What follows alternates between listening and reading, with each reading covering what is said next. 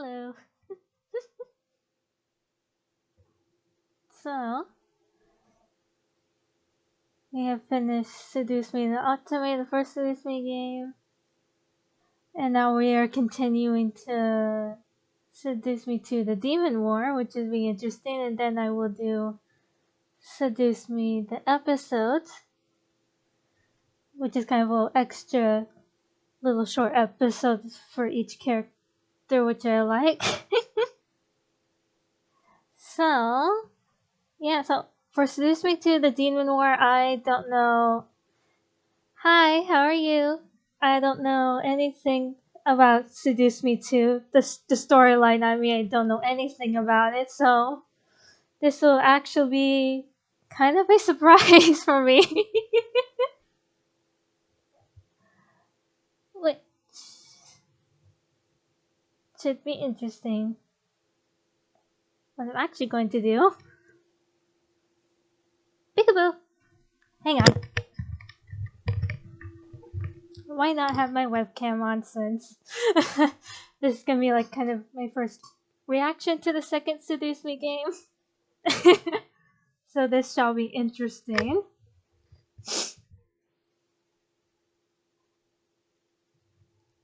Alright. There we go.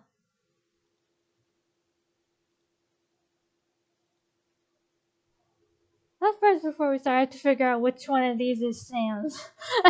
Which one of these, because choose your demon, I know one of these it's Sam, but I don't really know who. So give me 1 sec. Hold on there! Oh, Before you start the game, I need to ask you a few things. Hang on.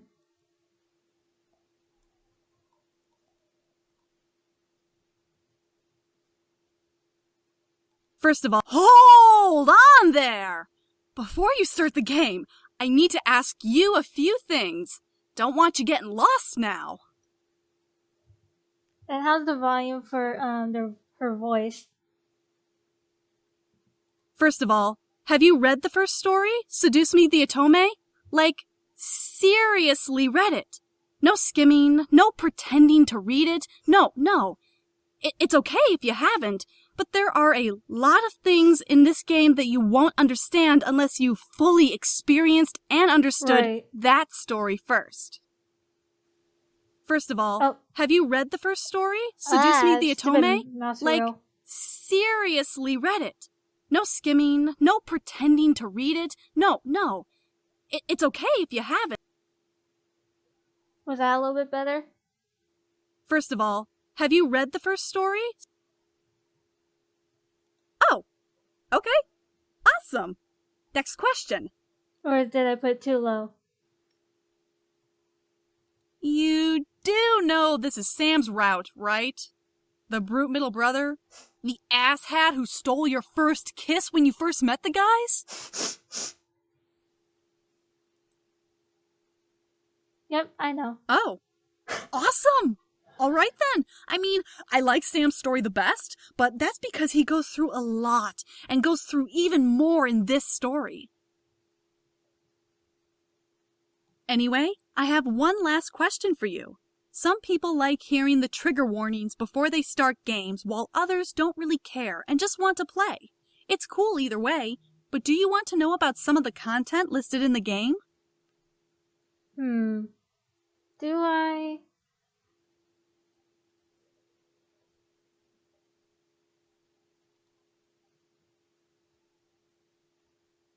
That's great. No problem. It's my pleasure. Well, this game is recommended for players ages 18 and up. Trigger warnings include suicide, war, torture, mentions of rape, and a large amount of violence and sexual content. Yep. Don't worry though. Any sex scene choice you encounter is completely up to you. You can play this game without needing to go through the sex scenes and still get the good endings. Consent is important.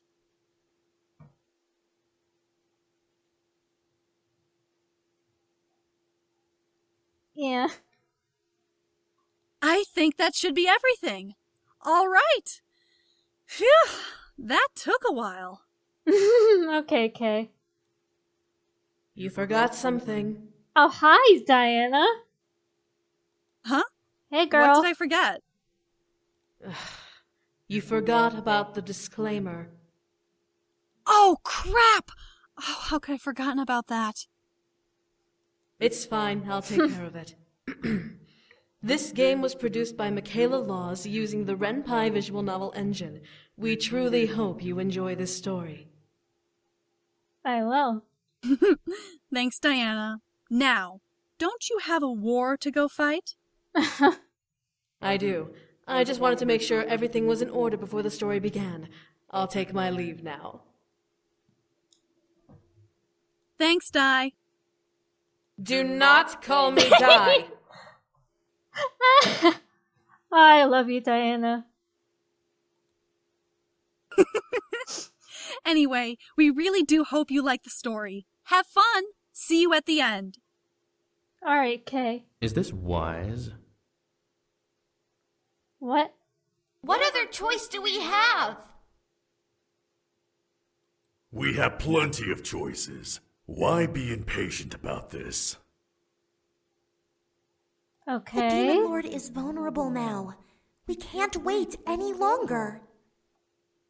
Striking quickly is not always the best option. We must regroup and charge at full force. Like I said, I don't know anything that's going on in the story, so now I'm just all confused what they're talking about. For once, I agree with Snake. But what if he does the same? We have the advantage. We have the terrain on our side. We can win this war here and now. Talking about some kind of war, it looks like. We may have the terrain on our side, but we don't have the strength to fight a second battle without rest. Going now is suicide. Suicide. My lady, you've been silent this whole time. How should we proceed? We don't have the strength to finish the battle, but the Demon Lord is weak. This may be the only chance to strike him down. Did the last story? Yeah, I did do the other story, the Seduce Me the Otome, but with this one it's all new to me, so the storyline's kind of different than the first game.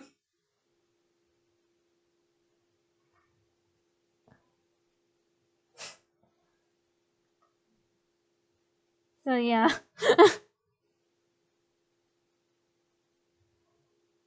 We'll push them back.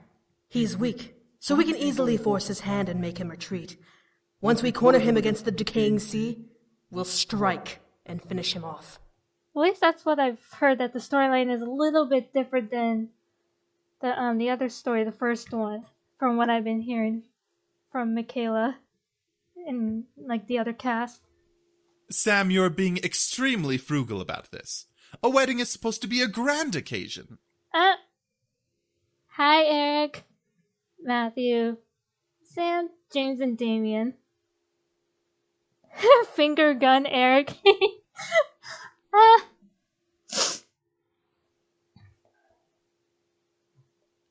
Oh my goodness. A wedding? I agree. We have the funds to make this wedding a large event.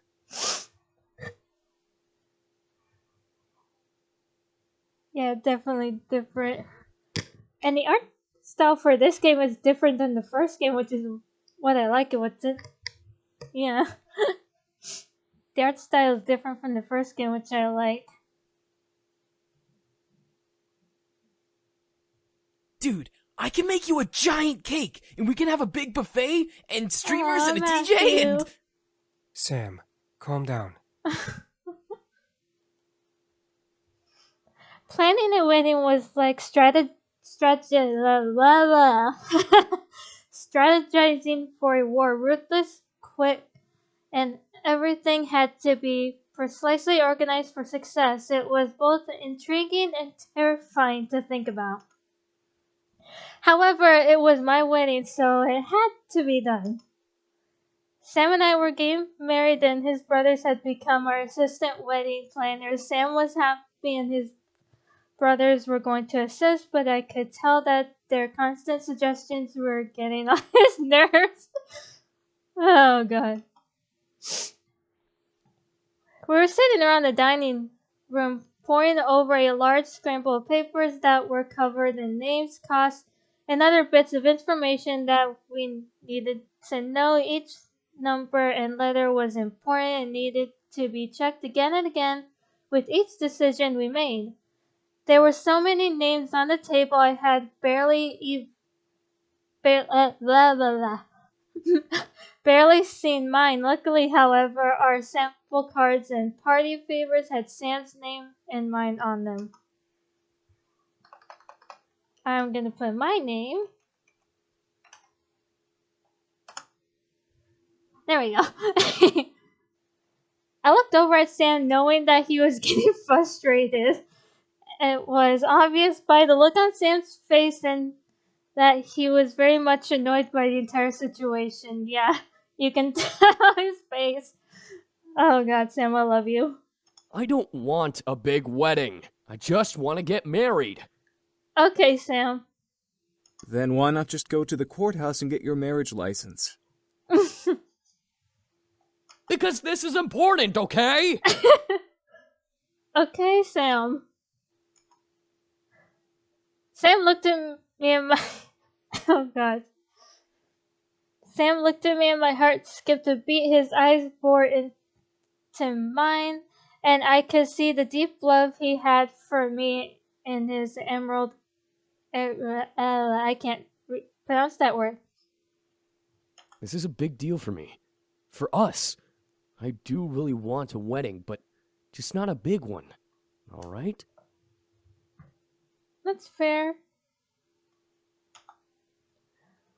It was almost as if he was asking me, pleading for my permission to have the wedding size he wished for. I wasn't really sure myself if I wanted a big or small wedding. I was still curious on how we were going to get this all done. James crossed his arms as Eric... Why is it so cold in my room? Oh god. As Eric rubbed his forehead in defeat, Damien and Matthew, however, looked at their older brother with a new gaze of respect and idolizing awe. If that is what you want, then that is what we will arrange. This wedding will be amazing, no matter how big or small it is. They're so sweet. Why don't we ask the bride what she wants then? She may want a large wedding. All five boys looked at me and I suddenly felt cornered. I wasn't sure. I wouldn't either. Small. I had to agree with Sam. I didn't want to make this a spectacular...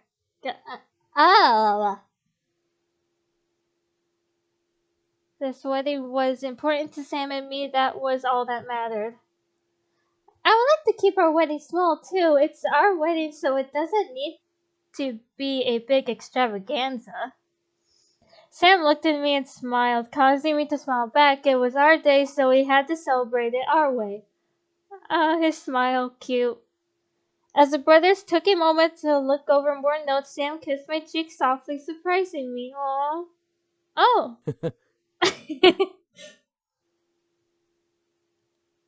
Cute. That was cute. Oh, Sam, you're so adorable. I glared at Sam as he smirked a playful grin at me before turning back to the table with papers and looking through them with his brothers. I glared to myself and gently held the cheek he kissed. I was glad to make him happy. Aww. James pushed his glasses further up his nose and put together a stack of papers, gazing at the content on the front page. Well, everything that you both listed should be possible for the wedding. I can call up the venues for the ceremony and reception. Eric, can you organize the decorations?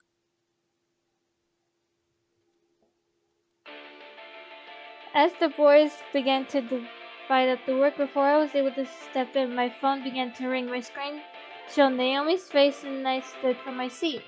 I'll be right back. I gotta take this. Huh? Whoa, yeah, okay. I quickly kissed James Blah, blah, blah, blah. I quickly kissed Sam's cheek before rushing out of the dining room and into the lobby to answer the phone. Hello? Hey, how's everything going? Hey, Naomi. Huh? Oh, hey, Naomi, everything's going well. We're going through the details now. That's good. Yeah. Seriously, Naomi, you're hogging the phone. Hi, Suzu. Suzu? My jaw... Words. My jaw dropped at the sound of Suzu's voice. Suzu was supposed to be in Italy and wasn't going to make the wedding. Why was she with Naomi? Surprise! I was hogging the phone to keep Suzu being here a surprise, but I guess she's too impatient to wait. Fuck waiting. I want to talk to her too. Oh my god, Suzu, I love you. When did you get in? Literally 2 hours ago. We wanted to come visit, but we figured you'd be too busy, so we just called instead. Okay. We're so happy for you. Suzu had to come back for the wedding. Aww. Aw, I love you both. I felt like crying. Naomi and Suzu were my best friends, and I was so glad to have that Naomi was following her dreams to become a chef, while Suzu spent a lot of time with her family, so I felt very special to have time to even talk to them. I sat on the chairs and chatted with them, catching up on their lives. Suzu's family was still in Italy visiting family and traveling the country for a couple of months, but Suzu managed to fly back not only to attend my wedding, attend my wedding, but also to manage her family's casino. Naomi, on the other hand, had been hard at work both as some that I can't pronounce that of her culinary school and being a paid intern at the Pink Lady Cafe. Kay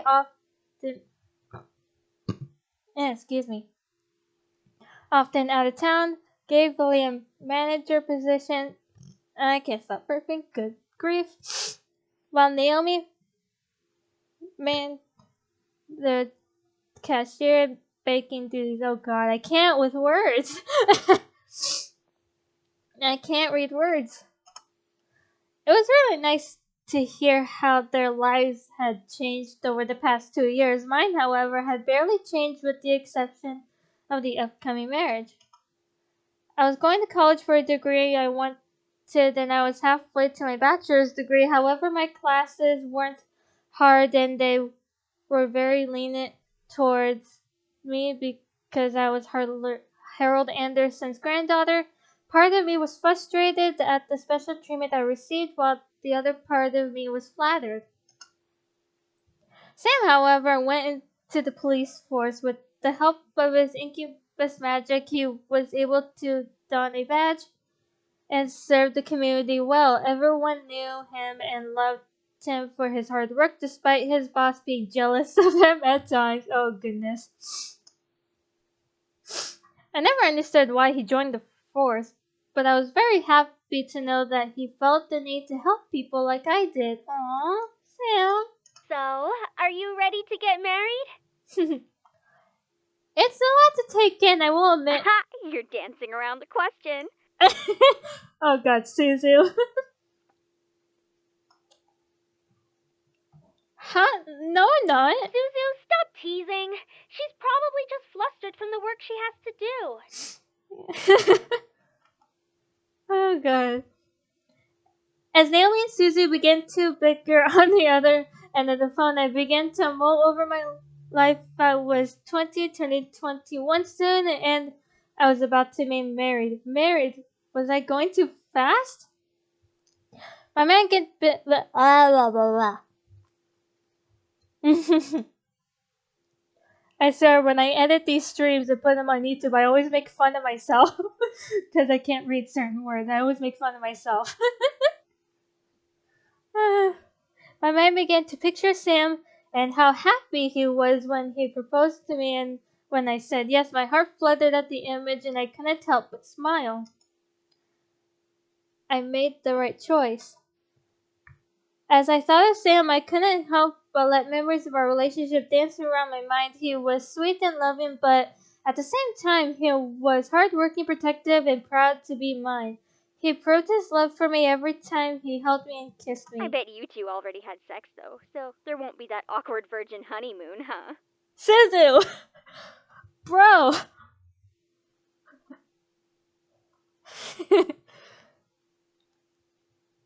Yeah, some words are hard. Me? Funny?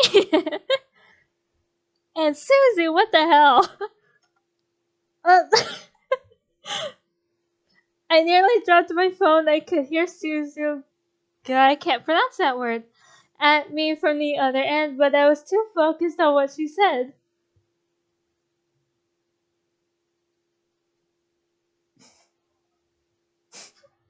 Oh god, Suzu, I love you, but my gosh.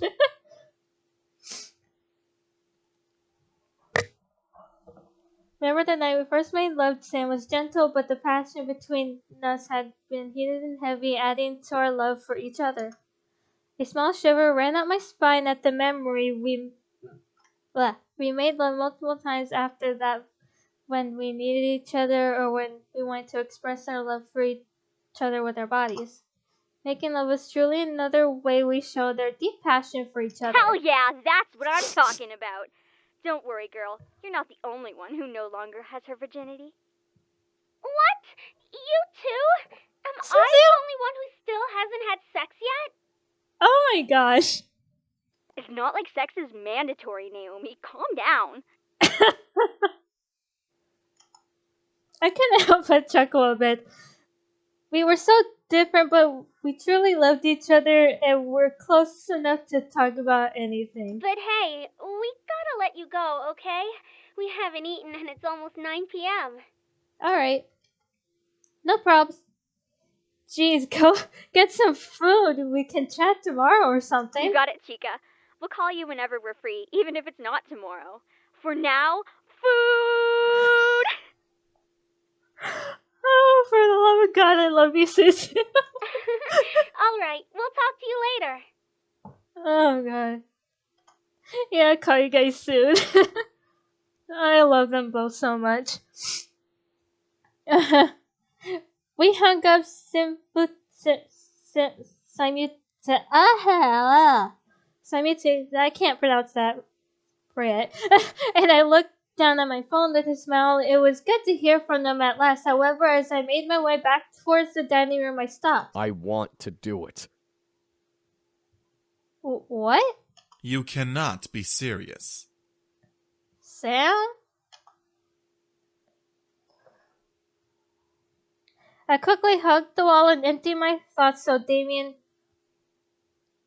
wouldn't hear them. I listened intently, thinking on Naomi and Suzu. I let my ears capture what I wanted to discover. I had learned so many tricks on how to avoid Damien, it was now easy to fool him. A demon marriage? In the human world? How do you expect to pull this off? What in the world, Sam? I don't know. I just want to marry her. Both like a human for her and like a demon for me. I mean, it's a nice idea, but you need a lot, and I mean a lot, of things we can't get here in the human world. Right. Sam wants to visit the demon black market to find the things he needs. What? Sam! Are you that idiotic? Gee, thanks, Damien. What in the world, Sam? The black market? Really? You'd go that far? It's my goddamn choice. A choice that will make you an even bigger target for angels.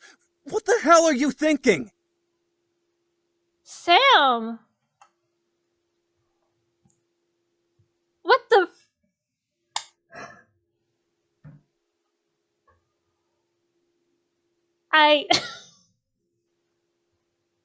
Okay. My mind continued to focus on my friends, but my heart became heavy and frightened. Sam wanted things he'd have to get at the black market, but didn't even realize there was a demon black market. Neither did I. I felt majorly confused, but I let the emotions simply rumble in my chest instead of my mind. Look, I know you want to do this with her, but can't you at least think about this? What if you can't find all of the materials needed for it? What the hell? Even more so, what if she doesn't want to do it? She is human after all. Did you even ask her? I was... Oh, for the love of God. Oh, God. Sam, come on! I know you're a meathead, but you're not this dumb. Why haven't you asked her? I don't know what to say about this. I just want to bind my soul to her, alright? You know, like the fucking demon I actually am!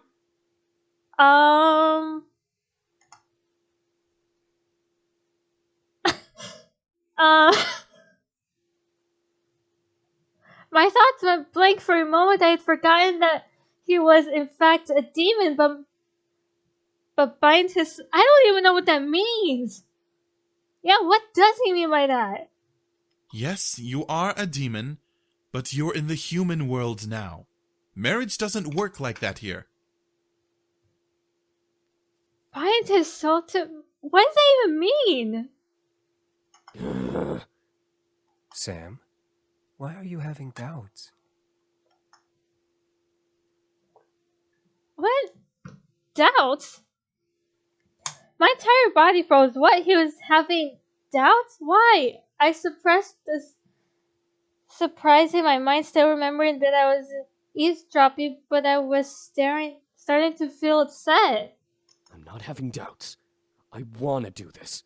You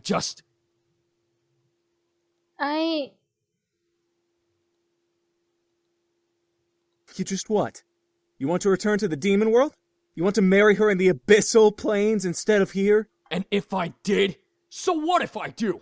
I can get us there, and we'd be able to do the ceremony, and then we'd come back! You may want to go back, but she would become a target for demons to kill for sport. True, he would. She died before you even returned. Did you even think about that? Huh? Because they left the Abyssal Plains without anybody else knowing. They're gonna be targets. Oh my God, Sam! I love you, but are you stupid?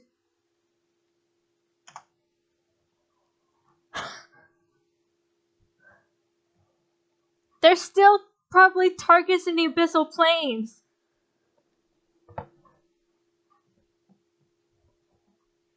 God, Sam. A large silence followed. I became lost and nervous. Why was Sam so obsessed about this issue? James, calm down. Yelling at him solves nothing. Sam, we all know you really want to do this. We're just trying to show you the facts before you do something stupid. Right. I don't even know what else to say to that. Oh gosh. I couldn't stand it any longer. It was not a good time to bring it up, so I needed to clear the air of the situation. Eventually I could talk to Sam about it, but not now. I mentally signaled that I was ending the call and thinking about rejoining the group, knowing Damien would hear my thoughts. She's coming back.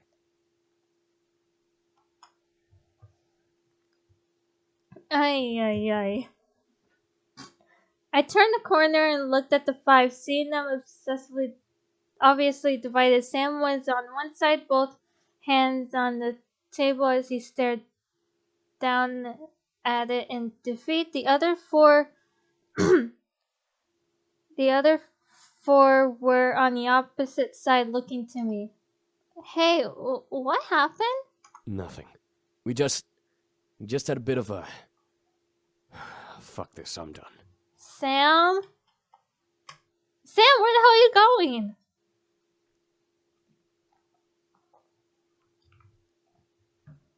Sam pushed away from the table and began to walk towards me. I watched as he passed me and climbed the stairs, obviously beyond angry.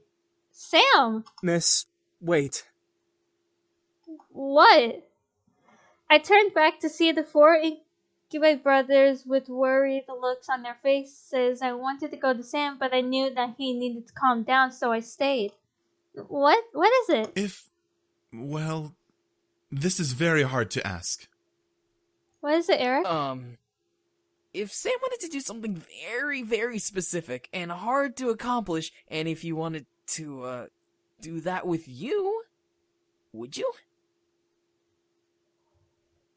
Basically, would you allow Sam to do something that makes him happy but risks his life? I couldn't help thinking about the conversation they had, which made Damien furrow his eyebrows. Crap! You heard everything. Damn it, Damien!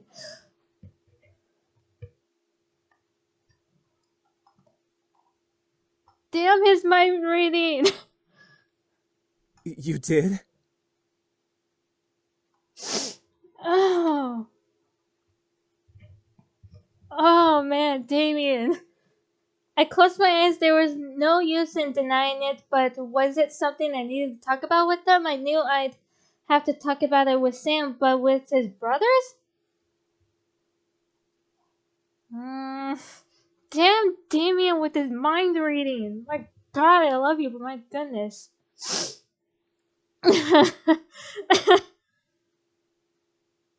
Avoid it or talk about it? I think we should talk about it. I need to know more about what was going on. Why was Sim so keen on doing whatever he had planned? I heard what you were all talking about, but I don't understand the demon marriage? James let out a sigh before rubbing his temple with one hand, crossing his other arm over his chest. Matthew stepped forward, becoming the teacher of the moment. Well, you see, humans plan weddings and have licenses and stuff, and bam! You're married. Demons, however, are a little more intimate. Intimate? Well, basically, when demons want to be together forever, they don't put rings on each other or anything like that. They bind each other's souls. Again, I have no idea what that means. What? This is making no sense, but then again, it was demon magic they were talking about, so it was... blah, blah, blah. So it wasn't familiar to me at all. Eric stepped forward and continued. When two demons want to join together and build their legacy and family, they go through a ritual that binds their souls together for all of eternity. No matter where they are, they will forever sense each other's presence and be able to feel them in their hearts. Okay. Pretty much. It's kind of romantic. It's also pretty complicated. Does sound complicated. It kinda does. Pretty complicated. Well, when a demon binds their soul to another demon, they also swear to give their energy to their partner without question. Normally, willpower can be used to fight back when someone takes our energy, but the binding spell will overrule your will. Okay. Basically, it's constant consent, even if you fight back. Demons have accepted this way of life, but from what we've seen of the human world, humans wouldn't be so keen on this idea. Yeah. I suddenly felt a little scared. If I bound my soul to Sam, he'd be able to take my energy whenever he wanted. I knew he wouldn't abuse that, but it was still scary, no longer having a say whether I wanted to or not. Did I want to bind my soul to him? I shook my head, putting the information into a mental folder before asking another question. It was not something I had to go through right now. I'd be able to think it over later. What's involved with this spell? Well, it requires a lot of power and a bunch of things to perform the ritual correctly. Our moms, well, except for Damien's, all had to gather everything and perform it with their own energy because there was no one to cast the spell. Ow. Wow. That's because our father was a misogynistic tyrant who demanded more than one partner. Anyway, you need to have someone to cast the spell. Then you'd need to properly set the magic circle and temper the space. There's a lot you'd have to do. Yeah, that sounds complicated. A demon ritual to bind souls, all of it was intriguing to me, yet at the same time I was concerned over the implied difficulty. Was something like that truly complicated? To bind two souls together was romantic and thought, but I guess difficult in process and execution. Sam really seemed passionate about the idea just from how frustrated he was in disagreeing with his brothers. I felt both flattered and worried, yeah. I'm just afraid he might be doing something stupid. Damien walked over to me, obviously hearing my thoughts on the situation, and placed a hand on my shoulder. Don't let this worry you. He'll talk to you about it when he's ready. I don't believe he fully knows what to do yet. I nodded and closed my eyes. Now that I understand a bit more about the situation, talking to Sam about it would be easier. I sighed and looked to the boys, seeing them starting to clean the table and clear the papers off. I had to assume that the planning was done for the night. I guess we'll discuss more another time. It'll have to wait until the weekend. Much is happening this week, so I won't be available. Okay. Same here. I have to train a couple of interns so they know how to properly fit customers with a suit. This weekend is perfectly fine, right? Yeah, that sounds good. I helped pile the papers in the proper stack at the table, making them ready for the next time they were to be viewed. Before I escorted the boys out, Sam remained wherever he was and didn't see his brothers off. After I closed the door, however, Sam appeared at the balcony. Seductive?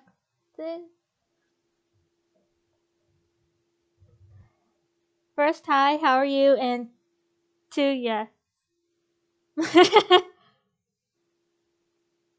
I've done, actually, all of the routes in the first game, and this is my first time playing the second game.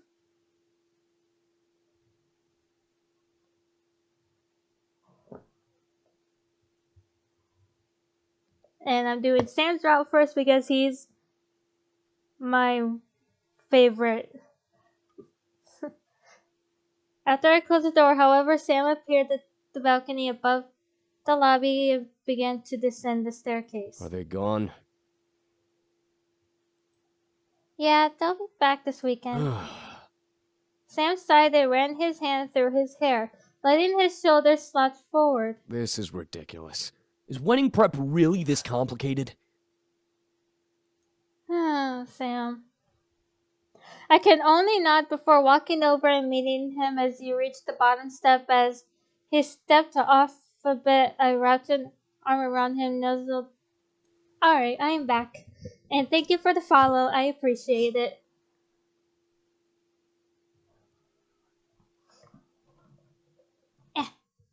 Try not to hit my desk. I could only nod before walking over and meeting him. I already read that part. I already read. Come on. There we go. It'll be worth it in the end when we're married. Sam smiled and wrapped his arms around my waist, nuzzling my forehead. I felt the deep love in his embrace, wanting to protect me from the world and all the dangers within it. He had protected me so many times with those arms that were wrapped around me. If I get to be with you forever, then I guess it's worth the work. You doofus. He's so cute. Aww. As long as you'll have me, I'll be with you forever. With a loving gaze, Sam lifted a hand from my waist and tucked my cheek. I nuzzled into the warmth of his palm and let out a loving sigh. Hey, can we go somewhere tomorrow? Sure, I guess. Where did you want to go? Thoughts of him going to the black market crossed my mind, making me slightly worried as to where he wanted to go. Sam, however, looked at his feet. Well, We already asked your folks and stuff about me marrying you. But there's one person I have to ask permission from. And who's that? Who? Your grandfather. Oh. Huh. I was shocked he wanted to go to my grandfather's grave. Damien had explained that it had been my grandfather who had brought them over from the demon world, but I still was getting used to the idea. Sam continued to explain as I wrapped my head around the question. I know I sound a little dumb, but No. he's kind of important to me and my brothers. It's not what dumb. brought us here after all. It's only respectful if, I guess, I kind of ask for his blessing. I mean, it's dumb and we don't have to, but... Oh, Sam. We can definitely tomorrow around noon then. Sam stared in shock before he nodded with a smile. All right. The thought of us going to visit grandfather's grave somehow made me feel happy instead of sad. We had both visited him before, but we weren't engaged then, and something felt special about this visit. Maybe it was because Sam was doing things right before marrying me, who knew?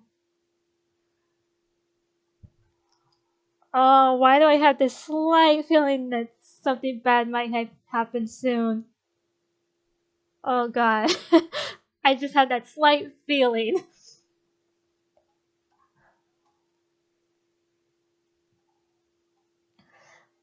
We went to bed that night, settled in our plan and for the following day. As morning arrived, we got dressed and were out of the house by the time the clock struck noon. It was a bright day and no one else was visiting. Sam and I were alone in the cemetery. It was a little unnerving, but at the same time, it was nice to be able to spend time at grandfather's grave alone with Sam. I would visit alone eventually, but for now, Sam took control of our visit. Sam sat down in front of the grave, crossing his legs, and stared at the stone slab that was my grandfather's gravestone. I followed suit, sitting beside him and placing a bouquet of colorful flowers beside the grave. No matter how many times we come here, it's still so odd. I remember when we met almost like it was yesterday. Yeah, it's still strange. We both sat in comfortable silence looking at the grave. It was strange remembering that 2 years ago I had met Sam and his brothers literally the day after my grandfather had died. Now I was getting married to Sam. It was so surreal, to say the very least. Sam straightened his back and cleared his throat, causing me to look at him in confusion. What is it, Sam? So, Mr. Anderson, I hope that you're around to hear us and stuff. Your spirit, I mean. I'm fucking this up already. No, Sam! What? Sam?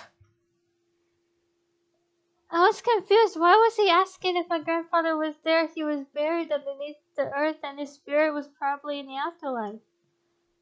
Sam took another breath. I must sound like a complete jackass. No! You've given my brothers a chance to start new lives, and I can't ever thank you enough. Now, I'm asking for your granddaughter's hand. I must seem like a brat, huh? Oh no! Sam! Oh my heart. I could only watch as Sam ran his hands. Oh my god, he's so adorable. I can't. I could only watch as Sam ran his hands through his messy hair, obviously deep in thought of formulating his words carefully before speaking. He didn't want to mess up. I could tell by the look on his face. Oh my god, Sam, I love you. You've given us so much already. I want to be able to not only pay you back for giving my brothers better lives, but I want to be with your granddaughter for the rest of my life. As a demon, and as her husband. I promise to take care of her and love her for the rest of my life. I want to be with her and provide her with the life she deserves. I may be a demon, but I love her, and will do anything to protect her and keep her happy. Please, if you're here, I humbly ask for your blessing to marry your granddaughter. My heart was overwhelmed by the emotional speech Sam made. Tears were forming in my eyes from the love he was expressing for me. I held my hand over my chest, unable to stop the pounding of my heart. Oh, Sam truly loved me. My God, Sam. As I stared at Sam, a gentle wind passed through the air and brushed over Sam's and my skin. It was at a place the sun was out and I hadn't felt any breeze at all until just then. Huh? Grandfather? Okay. Oh my God, that actually gave me chills. Just hearing that. Wow. Another small breeze brushed over us, making me and Sam smile at the sensation. The wind was my grandfather's answer, and it was gentle enough to let us know that he was happy to see where we were and what we were planning to do. Sam let out the breath now that he knew that my grandfather approved. I won't let you down. Sam, stop my heart. I can't with you. I couldn't help a I couldn't help a wide smile growing on my face. I was beyond overjoyed at the situation. I'm feeling that way right now. Oh my gosh.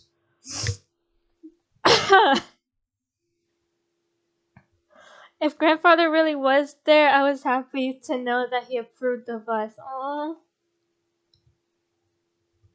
my goodness. We went home that day feeling confident and ready for whatever the future held for us. We had gained the blessing of my grandfather, and I was certain that however we went about words, jeez, about this marriage, we were going to care and love each other for the rest of our lives. Just thinking about Sam being with me forever made my heart jump in joy. Was I really that excited to be married to him? My heart thought so despite him being a demon. Still, the demon ritual remained in the back of my mind. Softly, how the heck do you pronounce that word? Prodding my thoughts as we returned home and worked on more wedding arrangements. I looked at Sam, now curious enough to bring up the question was, would I?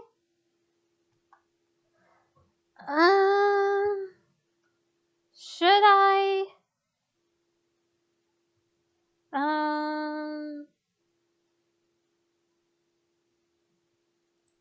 Yes. It was bothering me. I wanted to know what was going on Sam's mind, and I needed to hear his thoughts about it. I looked at Sam as he pored over a guest list. He was proficient with reading now. Constant. Oh, goodness me, I can't with words. Constantly learning in the past 2 years we had been together, so he was flying through this work with ease. Still, I needed to break the silence. Sam, can I ask you something? Sam looked up from his work and sat up straight, rolling back his shoulders. Yeah, sure, what's up? Promise he won't be mad? Sam furrowed his eyebrows, now concerned with what I wanted to ask. I bit my lower lip, but he nodded, crossing his arms and leaning back against his chair. Go ahead. Don't be mad that I overheard you! If I was nervous before, I was even more nervous now. Well, you see, I looked down at the table, hoping that the wooden surface would help me to find some way to form my thoughts. Once I was able to form my thoughts into words, I looked back up at Sam. Why is having a demon marriage so important to you? Oh, God. Oh, man. Sam stared in shock at me. I knew I had thrown him off, but I needed to say it. I wanted him to explain and for us to discuss it. If it was something Sam wanted, I really wished to help him, possibly achieve it with him. If it was possible, I still wanted to know and at least try regardless, all for him. Sam sighed and looked down at his crossed arms. Was it seriously that big of a deal that he felt shame over it? Sam! Who told you about it? I overheard you and your brothers arguing about it yesterday. Oh man, Sam. I began to worry. Did I make him mad? Hopefully not. Would he be furious at me for bringing it up? I watched as he ran both of his hands through his hair and let out a sigh. Well, we're having a human marriage and stuff, and, well, I guess that Man. Sam bit his lips, shutting his eyes as he collected his thoughts. I waited patiently, wanting to know exactly what he felt. He then looked up at me with a sad, almost heartbroken look in his eyes. Sam? I guess I just miss being a demon. Why didn't you tell me any of this? Sam, you are a demon. That's not what I meant. I mean, yeah, I'm a demon, but am I really at this point? I work for a human police force. I live in the human world. I barely ever use my power, so it's like I'm not even a demon anymore. Sam looked down at his lap and closed his eyes, slumping his shoulders in almost pathetic guilt. No, don't! So I wanted to eventually ask you when the time was right to marry you demon style. Basically, I'd bind my soul to yours, and yours to mine. That way, I'll always know when you're okay, and you'd be able to tell if I was too. But what about preparing the spell? Surely you have to arrange it somehow. With spell components and whatever else, I can only imagine what soul binding requires. That I hadn't gotten around to yet.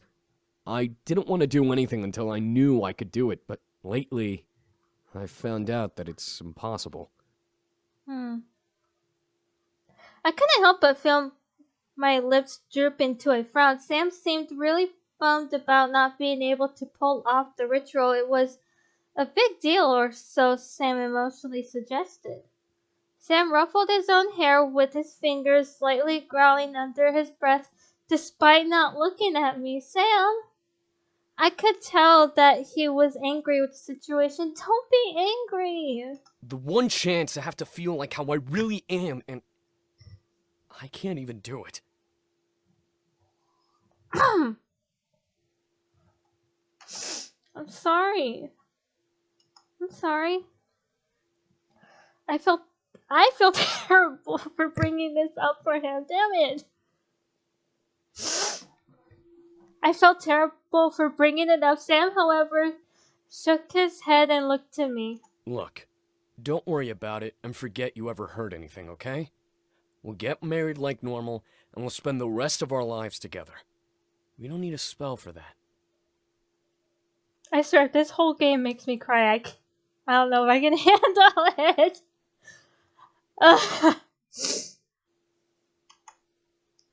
I knew Sam was trying to avoid talking about it further, so I nodded and agreed. Okay, Sam. Sam nodded before going back to work, as did I. We had so much to do in a small amount of time. We worked the entire afternoon trying to arrange as much as we could before the passing of time hit us like a wave. Dinner was extremely easy, but our focus was solely on the work at hand. The more work we could accomplish, the less stress we'd have to worry about later. Looking at Sam, I can tell he was exhausted. He had... Excuse me. Sorry. He had his head in his hands, trying to stay awake as he read over his notes and paperwork, I'm sure for the 5th or 6th time. I was fairly certain he was tired of reading. He always worked so hard and never failed to try and make everything we did the best moment of our lives. He deserved so much, and yet he fell in love with me, a simple human. I had no way to repay him except for loving him back and giving him everything I could. So there was one thing. My mind traveled to a small bachelorette gift Susan and Naomi had sent me when they first heard the news. It was a lingerie to be used during our honeymoon, so it was simply sitting folded up nearly in a box under the bed. I looked at Sam again, my libido giving me the idea of possibly surprising him and making his night. Another part of my brain told me not to bother with it. That gift was for the honeymoon, so it should be preserved as such. But it was a gift, and it was given to me so I could essentially do what I want with it. My libido fought with my logic over the subject as I slightly fond at the idea of making hot love to Sam or saving the rough night for the honeymoon. Was I going to do it though? Oh boy.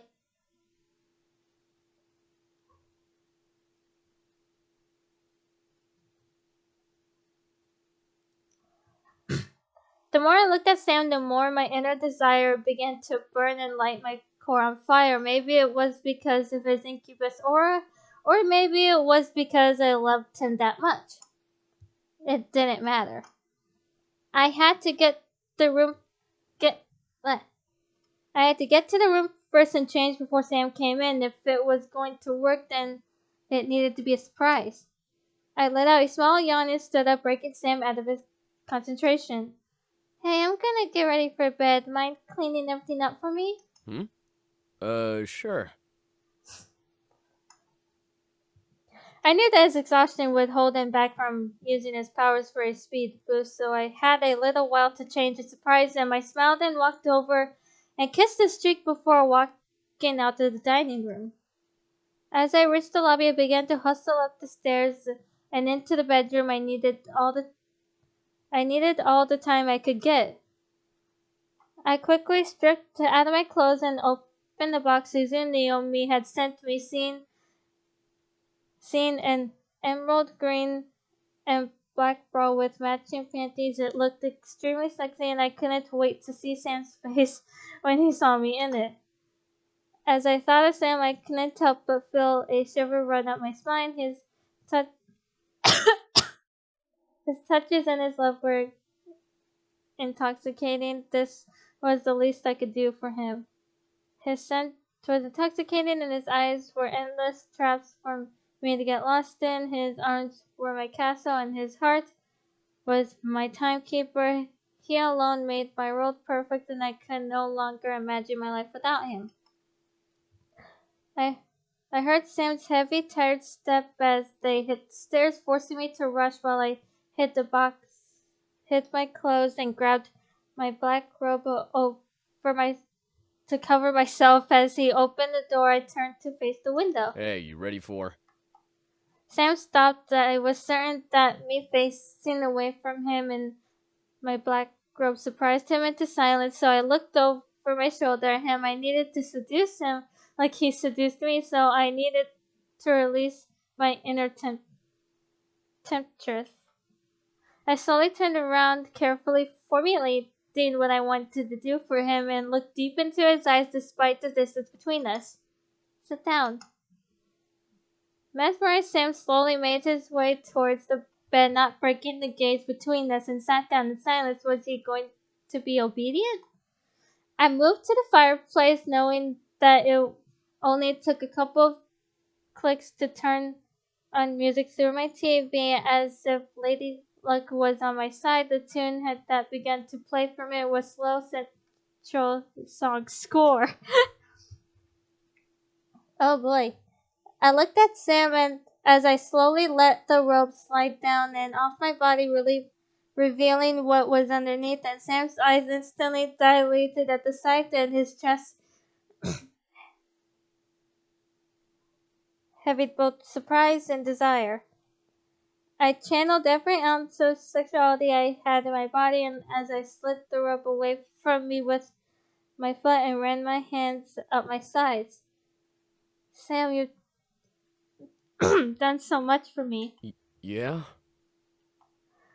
I want to show you how much I care for you and want to thank you.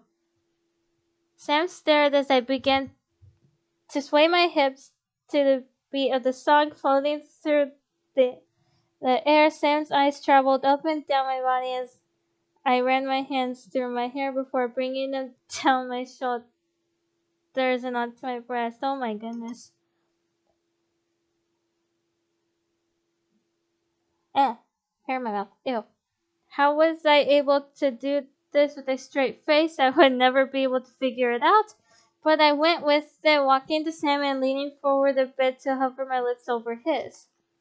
As Sam leaned in to kiss me, I pulled back a bit and held a finger over his lips. Okay. You can't touch me until I say so. That includes kissing me. I could tell that every nerve in Sam's body and mind was firing just from looking into his lust-filled eyes. He was drowning in need, wanting to ravish me simply from what I had already done. How much farther could I push him? I wanted to find out. Sam obeyed, keeping his hands by his sides on the bed and biting his lower lip to maintain some control of himself. It was actually rather refreshing to see him like this. I wouldn't make him wait long, however. I leaned back towards him, hovering my lips over his as he stared deep into my eyes.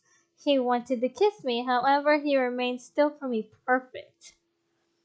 My hands began to reach for him and slowly began to remove the Leatherman jacket and undershirt from his body. His glistening skin and the minimal light in the room had me licking my lips at the sight. He really was handsome.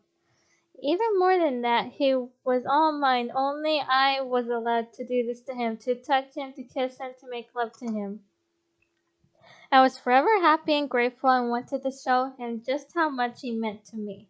I stepped back, my eyes tracing his form before running my hands over my body, over the lingerie that I'm pretty sure he wanted to tear off of me, and slowly dancing to the music.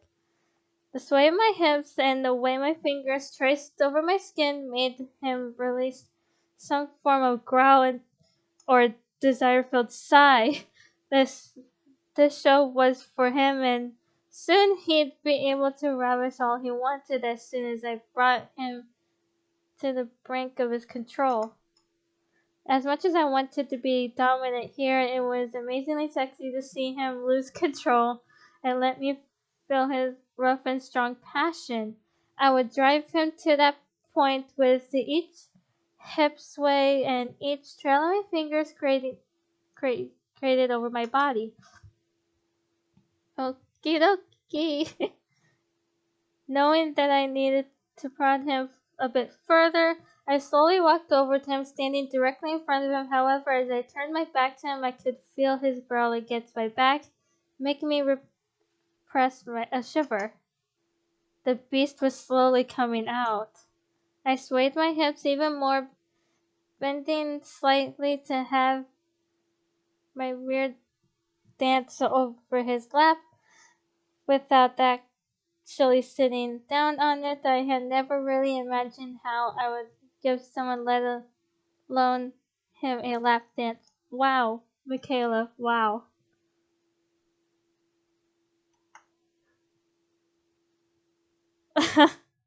His heavy breath against my back let me know that it was working to help build his desire. I smirked before rolling my hips in a circle, purposefully okay, ever so slightly brush over. I was rewarded with a growl which made my smirk widen. Almost there. I continued to roll my hips in circles, strangling his left while my back hovered barely an inch from Sam's chest. I slowly felt myself becoming hot at the dance, needing him to touch me and ravish me already. However, the goal was to make him break, not for me to command him to. I quickly turned around, strangling his lap and pressing my knees down onto the mattress as I met Sam's gaze. His eyes were shifting back and forth between gold and green, just a little more. I placed my hands on Sam's shoulders before rolling my hips forward, letting it rub and grind against the heated bulge in his pants. I ran my nails over the back of his neck and pressed my chest to his, hovering my lips over his mouth once again. Sam, do you want me?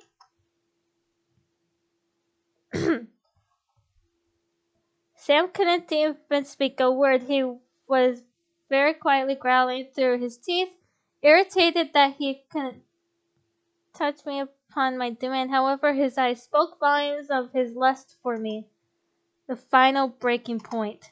I finally pushed forward and took his lips in mine, kissing him deeply. My core was on fire and I needed him to break. I bit his lower lip, knowing that while it would show my power over him, it would very quickly be overturned.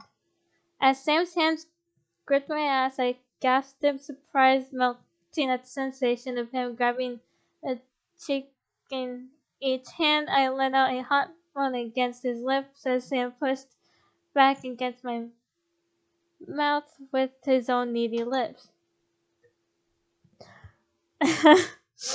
He pulled my waist tightly against him, grinding his hips into mine and letting me know how very hot he was. As he came to learn just how hot I was for him, I let another moan rumble against his lips before I felt Sam pull my legs to wrap them around his waist.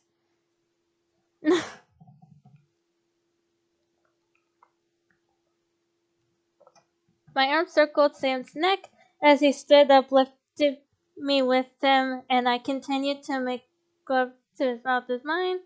He kept his hands on my rear wrist with that blah blah blah blah, massaging each cheek roughly as he turned around and climbed over onto the bed on his knees.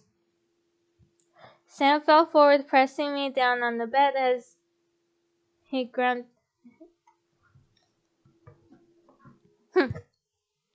his hips in between my legs against me already burning desire.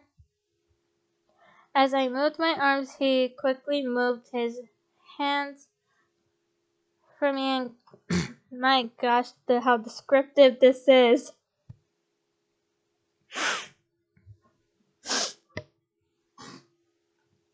Pinning him to the bed beside my head.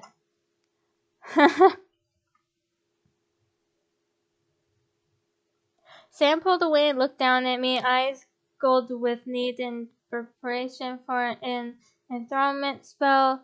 His enthrallment, I have no idea if I'm pronouncing that right. Good grief. Over me was part of our sex. No matter how gentle or rough it was, it made each touch, each movement, and each dance 10 times more explosive and pleasurable. I felt warmth take over my body as Sam finally began to enthrall me, making me moan at how the heat made my core and desire scream to be revealed. Don't move. Oh God, Sam!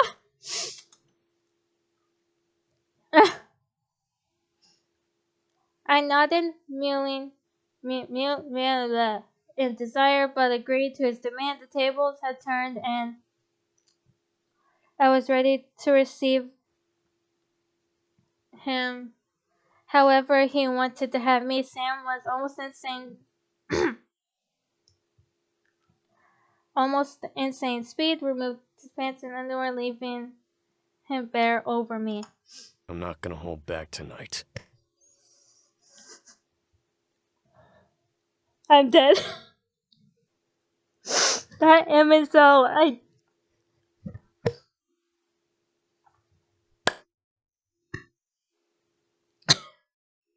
I'm dead.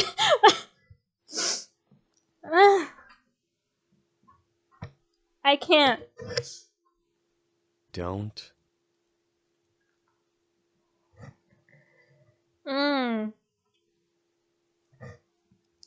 Sam smirked before gripping my wrist, making me gasp again at the sensation. Maybe I really am a brute. Oh, dear God, I can't.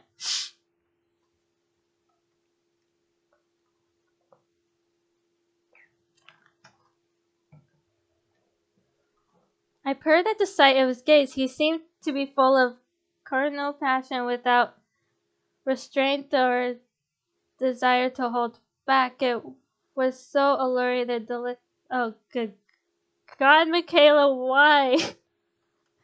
So descriptive with this. To see the lust in his eyes.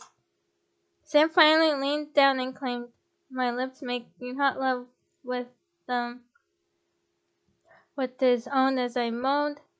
His grip on my wrist tightened as he pressed his chest against mine. I could feel his heart pounding against my chest in rhythm with my own quickened pulse. His hand slowly released my wrist, knowing that I would keep them there before trailing down my arms, tracing every curve of my body. He purred in delight with the shivers that ran through me at his touch. It wasn't long before he had removed, almost ripped apart my lingerie, pressed his and okay. The warmth of our bodies made there that much more heated, but also that much more sexual. Love buried our eyes as we gazed at each other, and I was left moaning, reeling at Sam, touching and caressing every part of my body. I became his to ravish, and he was mine to love and feel. I can't pronounce that word.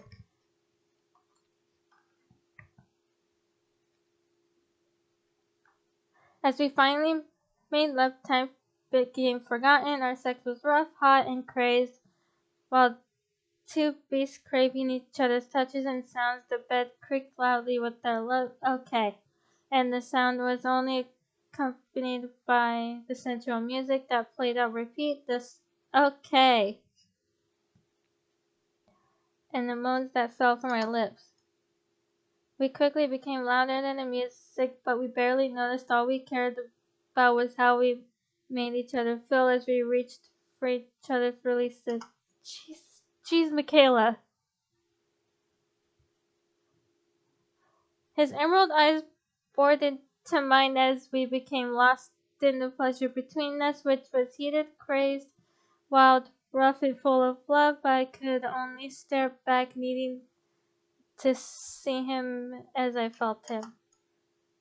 As he professed his love to me, I felt myself reel and rush faster towards the last string holding me together. As it broke, I gripped Sam gave every ounce of love I had through a love profession of my own mixed with a hot loud scream.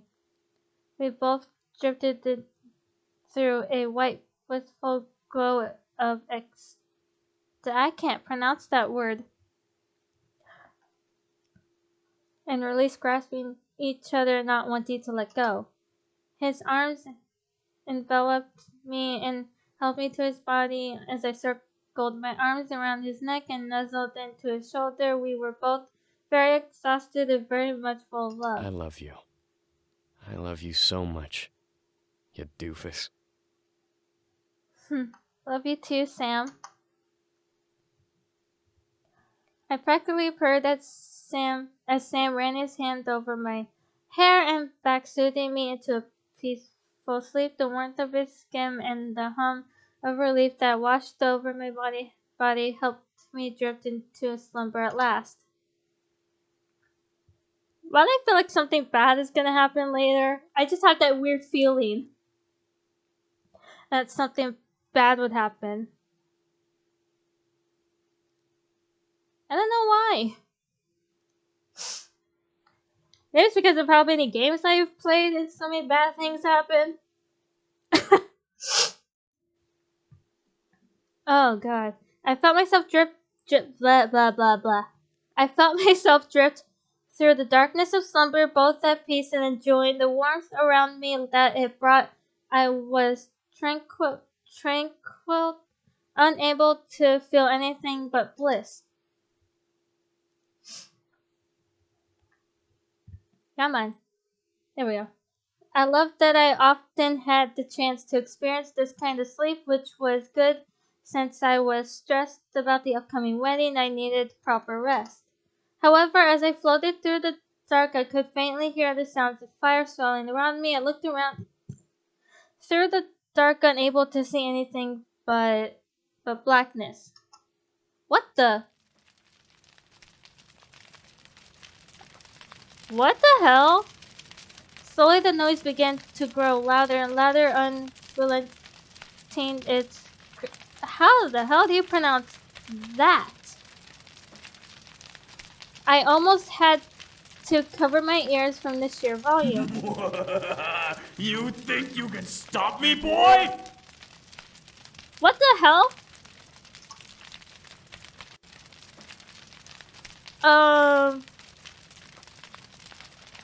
The Demon Lord, who is their father, by the way, the 5 Incubi Brothers' father. As I blinked, the dark around me shifted into a burning room. Flames touched every inch I could see, and in the midst of it all were Sam and his father, the Demon Lord. They were both wounded, but both were standing tall, confident as ever. Sam stood between me and the Demon Lord, protecting me from him. Still, I felt fear seep into my soul as I looked at the evil Demon Lord smirking at both me and Sam. I will kill you, old man! I want to see you try. You don't even have the strength to save your precious human! What the hell? I'm getting chills from hearing this. Oh god. What? Before I could figure out what he meant, I felt an immense pain in my chest as something ripped through my back and stabbed through me. What the hell? Sam turned towards me, horrified at what he saw, and I looked down to see a blade sticking out of my sternum. I couldn't even maintain whisper of pain and endless agony surged through my body, wrecking my nerves and distorting my vision. What the hell? I could barely make out Sam arching back to scream at the sky, large flames like wings erupting from his back.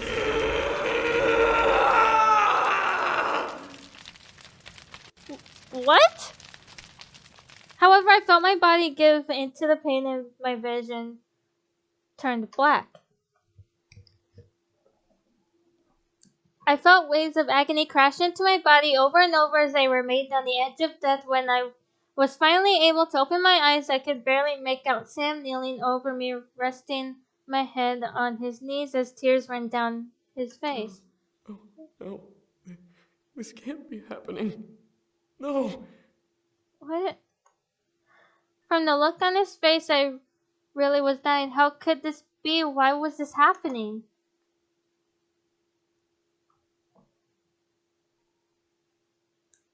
Ow. His hands quaked in disbelief as he ran one along my cheek and used the other to hold my shoulders. I stared up at him, gasping for air as blood seeped over my skin. I was dying. I felt it. I knew it. What the hell?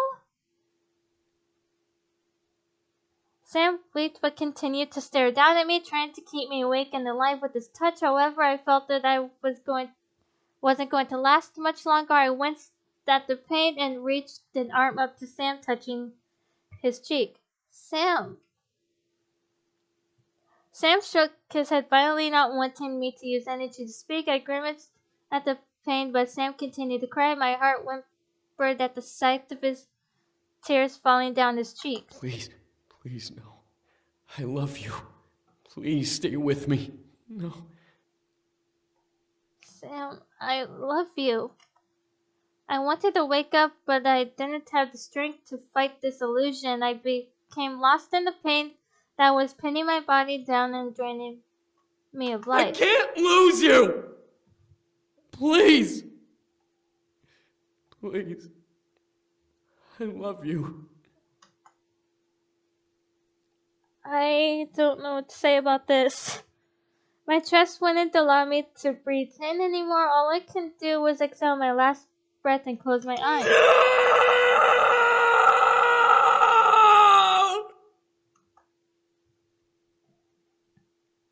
Oh God.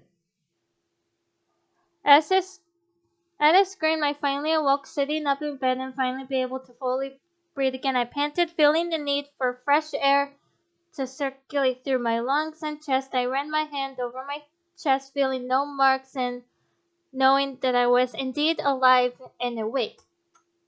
Before I continue, I need to fill my water. So I'll be right back. Okay, I am back. And I swear if this game makes me cry, I don't know how I would be able to deal with it. Michaela, I love you, but... Oh my god. But what of Sam? I looked to the side to see him still sound asleep.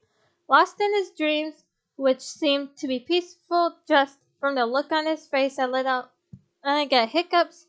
I let out a quiet sigh, closing my eyes and looking to the ceiling. It was just a dream, nothing more. It was merely a nightmare. I experienced them all the time. The more I thought of it, the more I could sense the fantasy of it. I was okay. We were okay.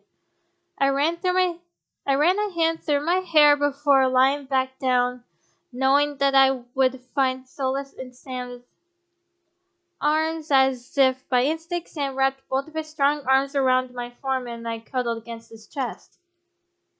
We were fine. We were going to be fine. I just have this chill running down my spine, thinking that something bad's gonna happen. I don't know why. I just have this bad feeling, considering of how many games I've played.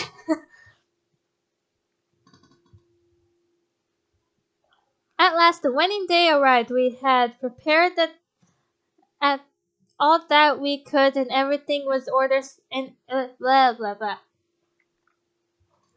Everything was in order. Sam wanting to follow human tradition and not see the bride before the wedding, headed to the venue to change into his tux.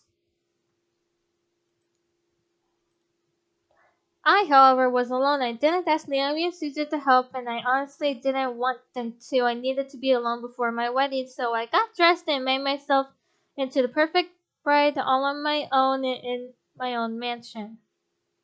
I stared at myself, seeing exactly what I wanted to see. In the reflection, I looked exactly how I wanted to look on my wedding day.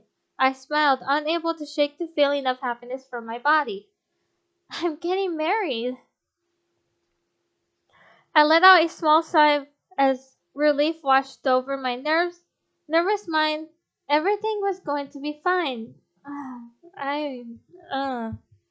As I heard a car honking outside, I felt nervousness creep in once again. I shook my head. I needed to relax. I grabbed the things I needed and rushed out, entering the white limousine that was set to bring me to the venue, but I stopped the driver before he began to drive off. Can we stop somewhere first? The driver agreed, and I guided him towards the cemetery my grandfather was buried at.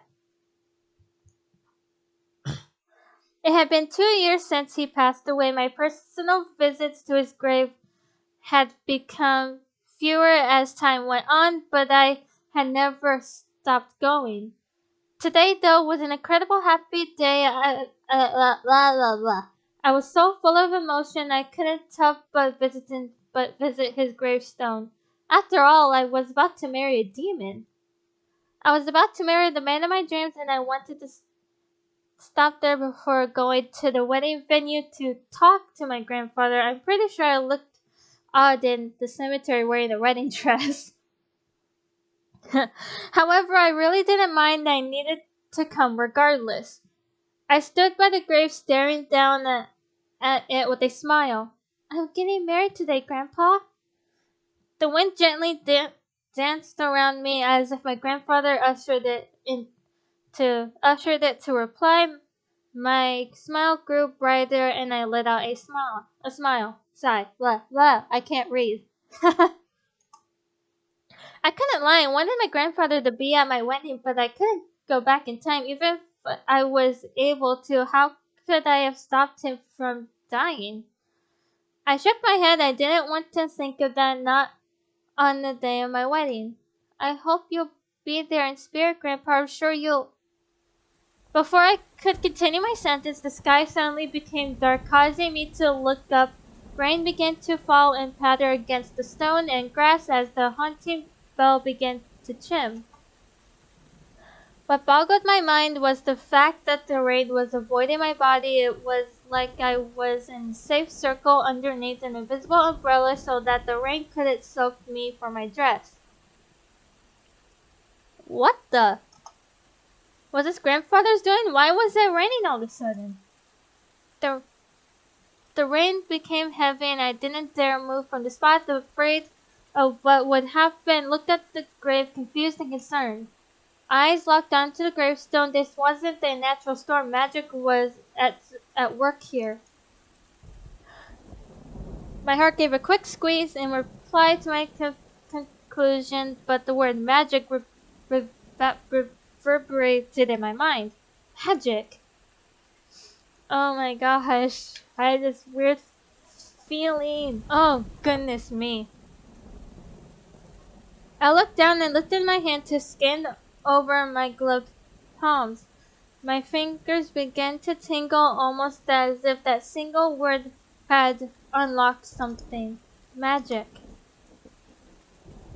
I gently pinched at the end of the glove of my hand with 2 fingers and slid it off, revealing my bare skin. Nothing had changed, but I could feel that something was different. I could faintly feel energy zipping through the nerves under my skin, dancing in excitement at the word magic. I wonder. I knew Diana had taken away my energy and my magic before she left, but what if I still had some left? I raised my hand to the sky and focused on the back of my hand. I didn't know what I was doing, but I had to see something. My mind quickly formed a word in my mind. I didn't know where it came from, but I let it fly from my lips as a soft whisper. Destino. I don't know if I pronounced that right. As soon as the sound of the word rose into the air, the rain around me suddenly froze as if time had stopped. The wind was still slightly blowing, but the rain had stopped. I slowly lowered my hand and looked around. Did I really do this? Before I could move again, the raindrops and stormy clouds above began to fade away, returning to the sunny weather it had before. I looked around and noticed that the grass and the gravestone were all dry, as if the rain hadn't even fallen in the first place. That was... I knew it! I knew it! Oh my god, I freaking knew it! I knew it! What the... Then quit talking and let's take her! I knew something bad was gonna happen! The Demon Lord will be so pleased. I knew something bad was gonna happen. Before I could turn to search for the voices, I felt hands grab hold of my feet and I looked down and lifted my dress. Two pairs of evil-looking hands had taken hold of my ankles, reaching through a dark red and purple pentagram. I shrieked, trying to pull my legs away, but couldn't stop them as they swiftly pulled me to the ground. Damn it! I was pulled deeper into the darkness. I was no longer in my room. I was being dragged through a dark void, one that I couldn't escape from. I reached out and clawed at the dark, trying to find something to grab onto. I tried to pull my legs away from the hands that were holding them, but I couldn't pull free. What was going on? Why was this happening? Someone help me! As if someone heard my screams, I suddenly felt the hands let go and disappear, leaving me to float in the darkness they left me in. I shut my eyes. Please let this be a dream. Please let this be a dream. I finally felt the surface under my feet, and I collapsed onto it, my body curling it on itself. From the experience I had, I didn't dare to tear my eyes away from my lap, not ready to get up just yet. The voice I heard, however, made my heart stop. You! What are you doing here? Diana! I looked up, finally having the courage to take in my surroundings. My heart stopped beating for a moment, seizing in my chest. Oh God. Hi! Oh God. I looked up to see 5 figures, strangers, monsters, beings that I didn't recognize. They all looked down at me in surprise, as if I had dropped in at a very bad time. One man looked like an orc from the fantasy game with the tusks. He had broken horns and a very frightening aura around him as he stared at me. The other male was lanky in comparison, more human-like, but I could almost feel power emanating from him regardless. One of the women who was staring at me had rabbit ears. They twitched at top of her head as she looked at me and gripped her staff.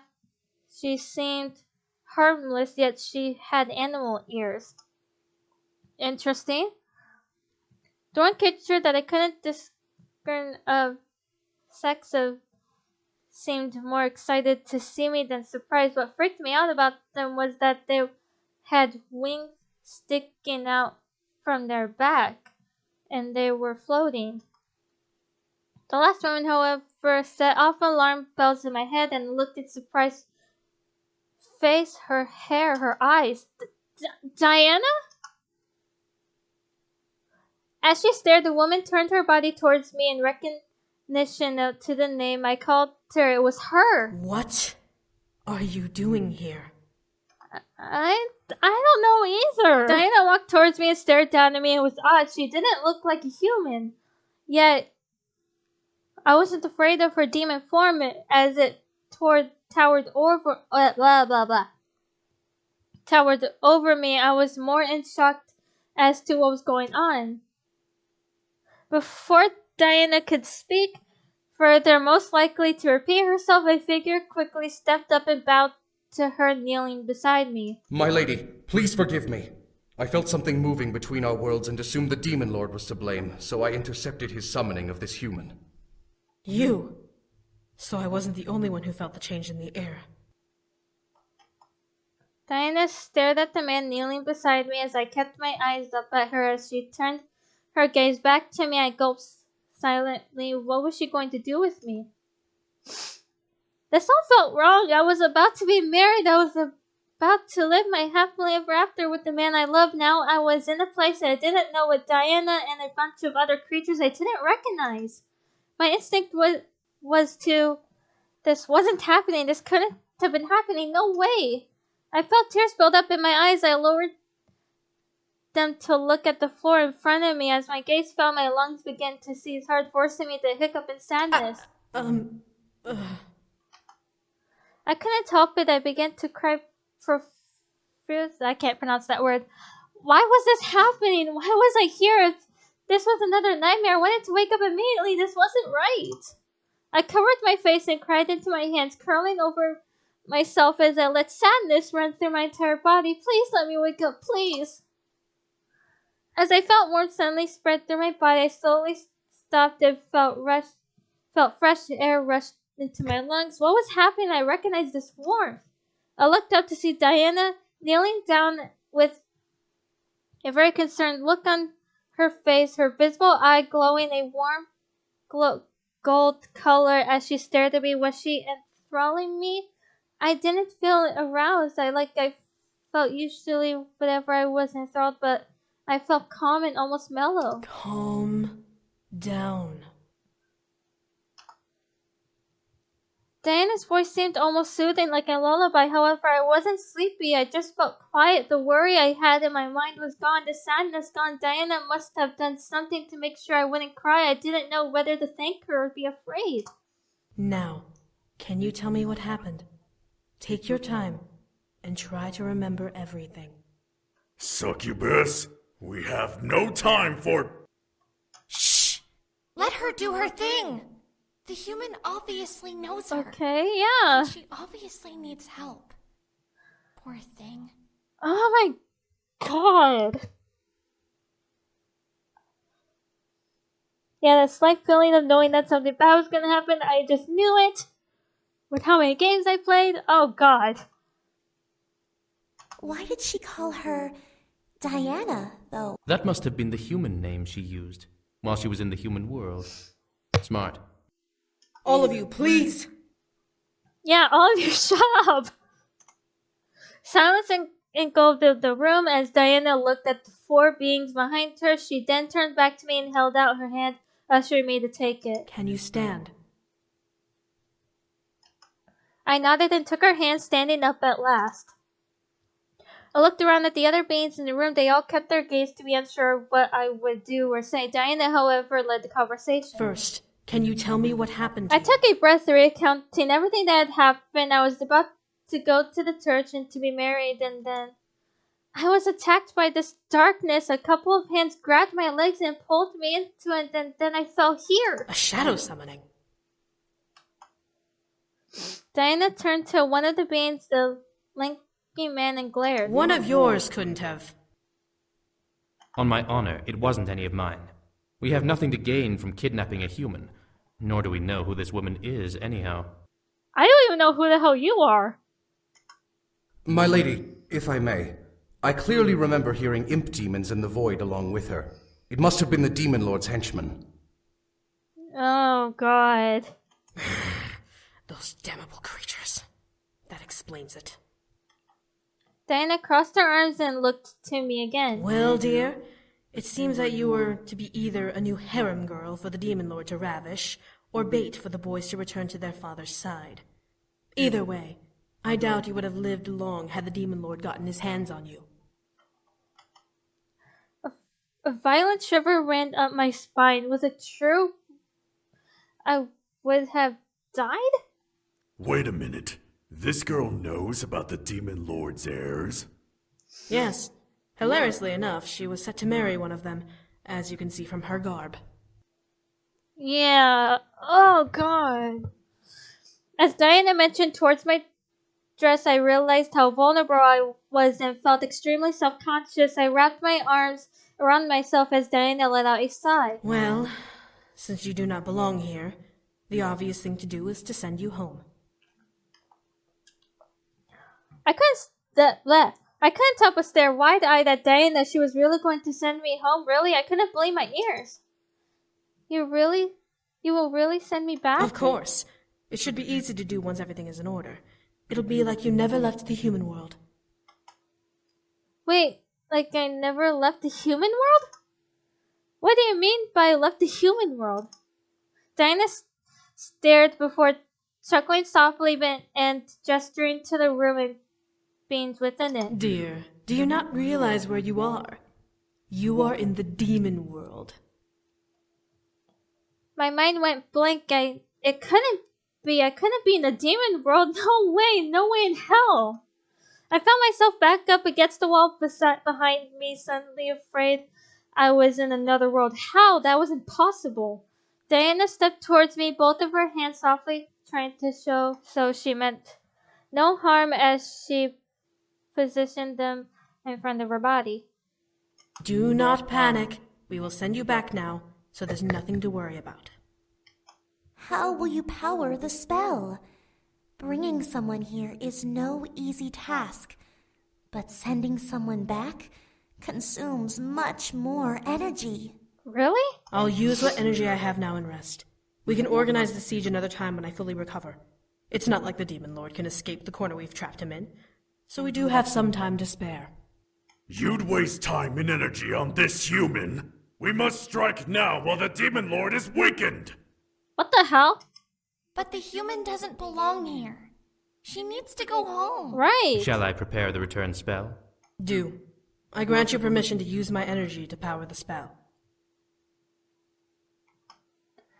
With a nod, the lanky man held out his hand towards the wall. I looked over in the direction it was aimed at. Diana's shadow. I watched as Diana's shadow simply stood against the wall, mirroring the movements of the real succubus in the room before my eyes. The shadow began to morph and expand on the wall on its own. I looked back to Diana to see her wrapping her arms around herself and curling her shoulders over as if she was in pain. Her nails embedded themselves into her forearms, and I could barely make out a painful hiss escaping her clenched teeth. Was the spell hurting her that badly? I turned back to the wall to see Diana's shadow shaking and vibrating as if it was resisting the change the man was forcing on it. You will obey my command. Open the gates to the void, and allow passage to the world we seek. Transitum perennan peto tranibris, ubi aperiut, ianoium, desidero. I am like getting chills from this. Oh god. Upon Diana's final word, her shadow burst and expanded into an oval-shaped doorway. I stared wide-eyed at the passage before a hand placed itself on my shoulder, forcing me to look over. The one with the spear gently pressed my shoulder forward and looked down at me with almost a stern face. You must leave now. The faster you leave, the quicker we can close the void. Go! Go! Go get married! I quickly nodded and lifted the bottom of my dress, dipping forward to make a run for the passageway. However, before I can bolt towards my freedom, a snarl echoed through the room. How dare you interfere with my summoning! Oh, come on! At that very moment, are you kidding me right now? At that very moment, Diana began to scream, arcing her spine, throwing her head back. Around her body were red-tinted bolts of lightning flashing and shocking her form. No! Are you kidding me right now? Human! Use the passage! Now! He didn't have to tell me twice. I bolted towards the portal, diving forward as I neared it, but I was forced back by a burst of energy and a flash red light. I fell to the floor, almost slamming my head onto the stone. Are you...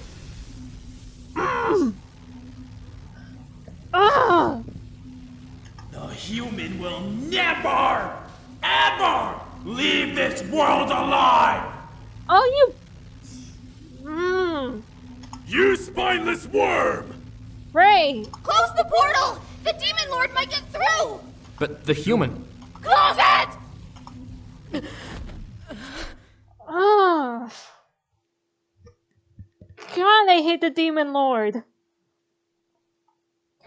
As commanded, the man pulled his hand back, visually forcing his arm back behind his body, and Diana's shadow quickly began to morph back into a simple shadow. The electricity around Diana faded away, and she began to tip forward. The man with the spear dropped his weapon and caught Diana in his arms, cradling her into his body as she panted and gasped for air. I don't sense the Demon Lord anywhere. The worm has to scurry through the shadows to try and fight back. He'll be dead soon enough. How is she, guard? Diana seemed to look uninjured, but her body was twitching from the aftermath of the magical attack. Her visible eye was shut tight as she dug her fingers into the guard's jacket to cling to him. As her eye opened, I saw not a blood ruby red color, but I saw a cold and unfriendly gold color painted over her iris. Her mouth opened as she panted for air, and I could see hunger in her facial expression, but she continued to stare at the wall, not wanting to make eye contact with anyone. There are no physical wounds, but she's been weakened. I must give her my energy so she can recover. Oh my god.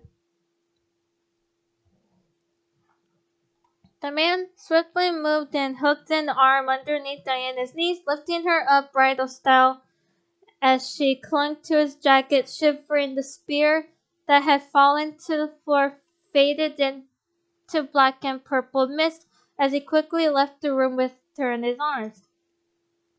My mind, however, began to panic.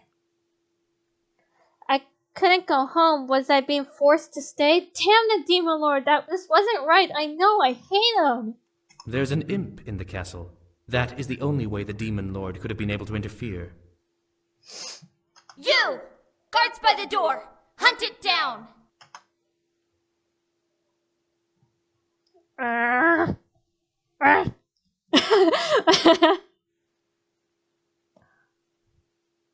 A pair of guards that were apparently by the door saluted the one commanding them and ran off. I felt out of place, alone, terrified as to what was going to happen. The Demon Lord wanted me here, and his words pounded at my mind. How was I going to get home? Would I ever be able to get home? Hey. I looked up to see the winged person hovering near me before they moved and sat on their knees on the stone ground beside me. We'll get you home, okay? Diana just needs a little rest, okay? She needs more than rest. She needs to use a different spell to send her back. The Demon Lord will expect her to use the shadow spell again. Oh, goodness me. How about the normal way? I'm sure we can connect to a witch, or even the warlock she used before, to reopen a portal to the human world. The warlock she used to get to the human world died, remember? And he was really? the most powerful warlock in the human world, practically a god himself. What other human could be used to open a portal without another human dying? It was merely a suggestion. The faster we get this human home, the faster we can move on and finish off the Demon Lord. Well, what are we going to do with the human now? We can give her a room to rest in.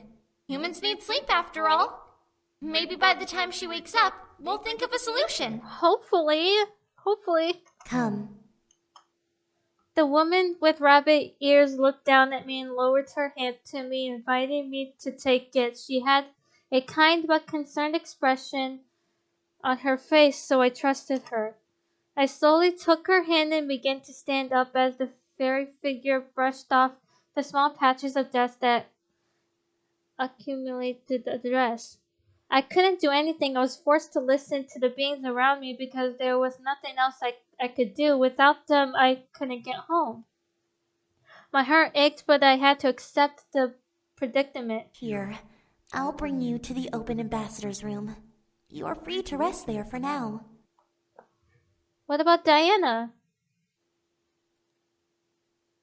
The floated person giggled softly as the woman with rabbit ears cleared her throat. She'll be fine.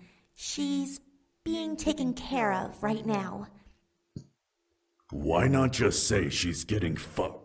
And the brute strikes again with the lack of tasteful filtering between his brain and his mouth. You still have yet to prove me wrong about my expectations of you. Keep testing me, assassin. I'm not afraid to rip your spine out of your body and use it as a back scratcher. You can very well try, brute. Oh, he's a brute as well. Would you both knock it off? Come, everything will be taken care of. Before I could protest, the woman led me out of the room and into the hall. I'm getting chills on my spine right now. Oh, goodness. I kept my eyes down, trying to take in more of the situation I was in. I was trapped in a demon world, and Diana was out of commission. The Demon Lord had plans for me, but what exactly was he aiming for? I could have been bait, I could have been revenge. I didn't know, nor could I figure it out now. At least I was safe, at least I hoped I was safe. The woman led me to a room that practically screamed medieval fantasy. Everything was cleaned, but it still had that old age feel, as if no one had ever stepped foot into the room until that moment. Rest here for now. When Diana is well again, we can discuss what to do. Okay. Thank you. I nodded to the woman before she gently curtsied and left, closing the door behind her. I took a moment to observe my surroundings, interested in understanding the aesthetic.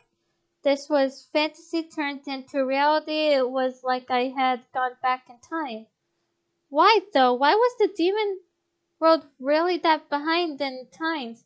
Or did magic surplicate technology and this was the result? Despite the situation I was in, which was beyond heartbreaking and terrible, my curiosity began to fester in my mind as if I was given golden opportunity to learn something new. However, my thought began to drift as I felt myself becoming weak and dizzy, no doubt from the shock and trauma I had gone through. I stumbled toward the bed, needing to sit down and let everything settle without passing out. As my rear hit the mattress, however, I let out a small pleasant sigh. Holy crap, this is a comfy mattress.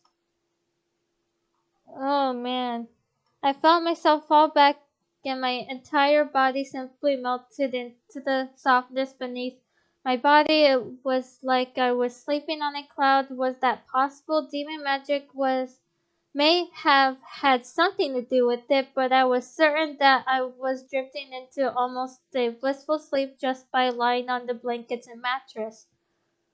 Not caring that I was still in my dress, I closed my eyes and drifted to sleep. I needed to rest since Diana wouldn't be available for a while anyway.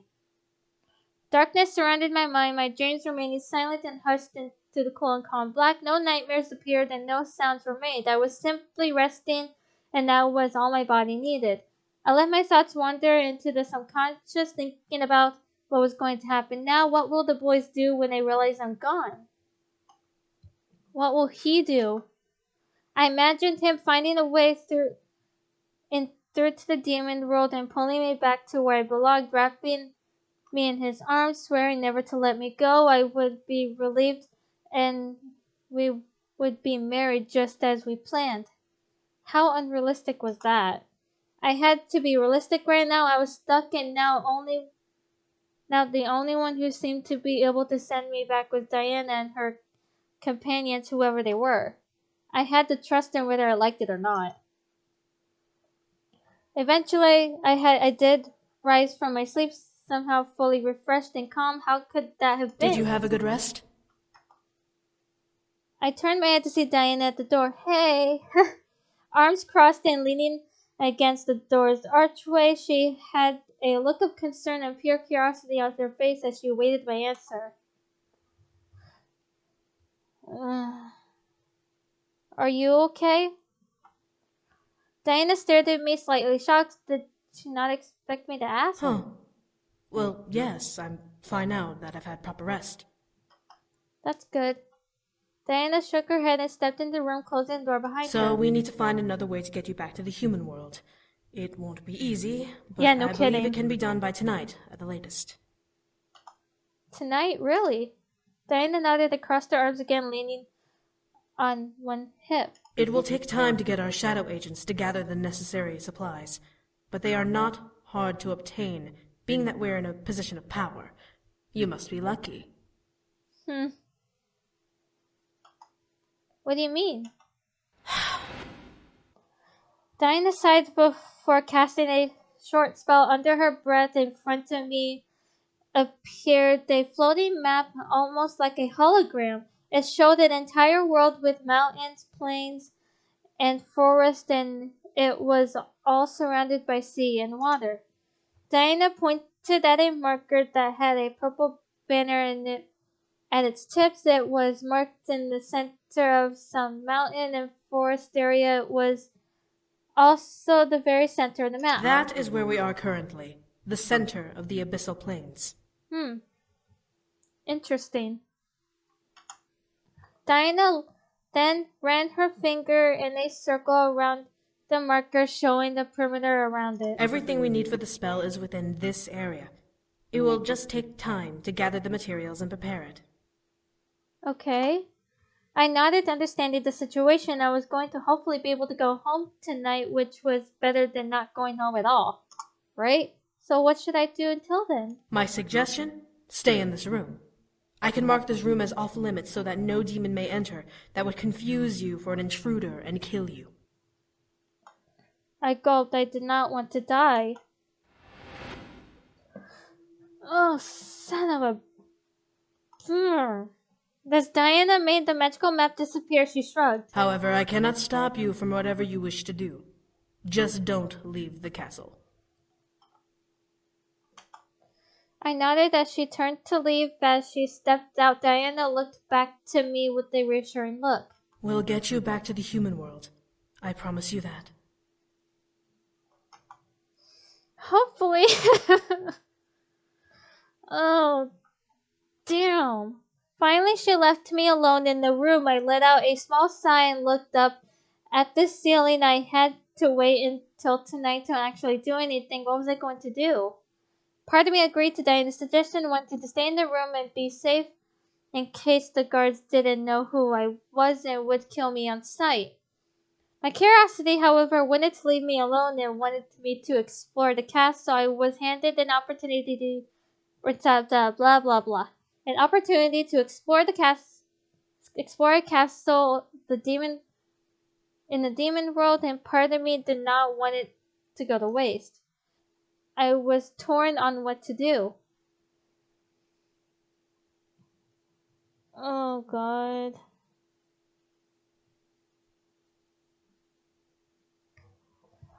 Let's see. As much as I want to stay in the room, I'm a very curious person myself, so I'm going to explore myself. Yeah. There was no way I was letting this chance pass me by.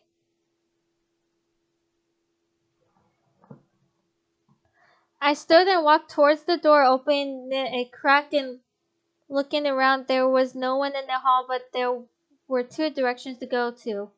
Which way? I don't know. Left or right? I think I will go...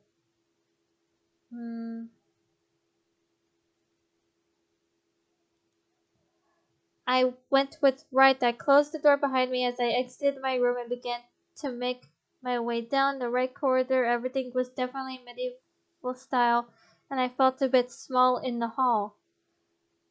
It was like I was in a fairy tale, walking around in a wedding dress. It felt almost dreamlike. The passage seemed long, directed with wall candles, paintings, and random curtains and flowers. It was mystical to see, and I smiled. As I approached another fork in a hall, however, I sighed. Really, how does anyone find their way around? Same. Wow.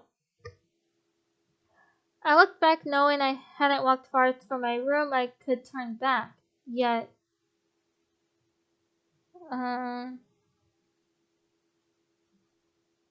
head back to the room, left or right? Let's go left. I was heading right, so I decided to try the opposite direction this time around. I turned left and headed down the hall, greeted by four fantastical decor. The hallways began to almost drive me nuts. I found myself going upstairs, then downstairs, then wound up in a four-way corridor. Where have I landed myself? I became frustrated. Maybe giving my curiosity was a bad idea. However, the sound of an argument traveled through the air and caught my attention. And you brought me this. Why? Sir, the rebel queen demanded it be brought here along with the other materials. Huh? A flower is not important to the ritual. Throw it away or something. But, sir... I don't want to hear it! Get out! From a nearby door, a man dressed in a dark cloak, holding a white lily-like flower, practically ran out.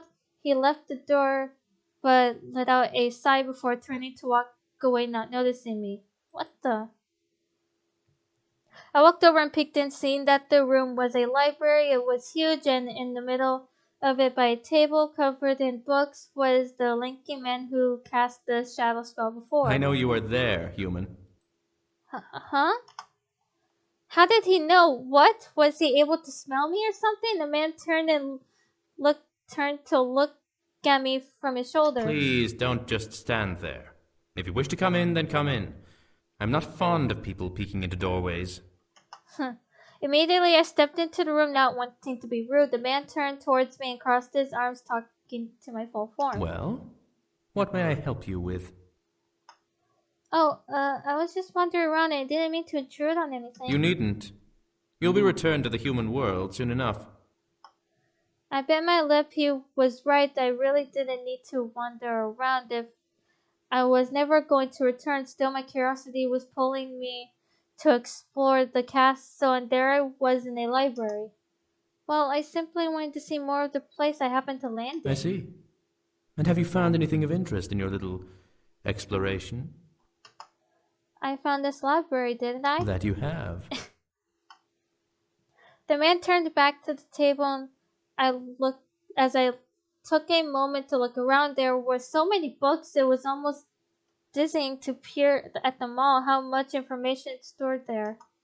The man glanced at me as he continued to work on whatever he was focusing on. I'm curious about something, human. Since you're here, you can answer this. What's that? I turned back to the man as he straightened up and faced me once again. Are you well versed in war? Excuse me? What does he mean by that? That came out of nowhere. Why would he expect a woman in a wedding dress to know about war? No, I can't say that I am. Humans tend to try and stay out of war. Truly? I'm surprised. I've heard that your world is ruled by multiple leaders and beliefs.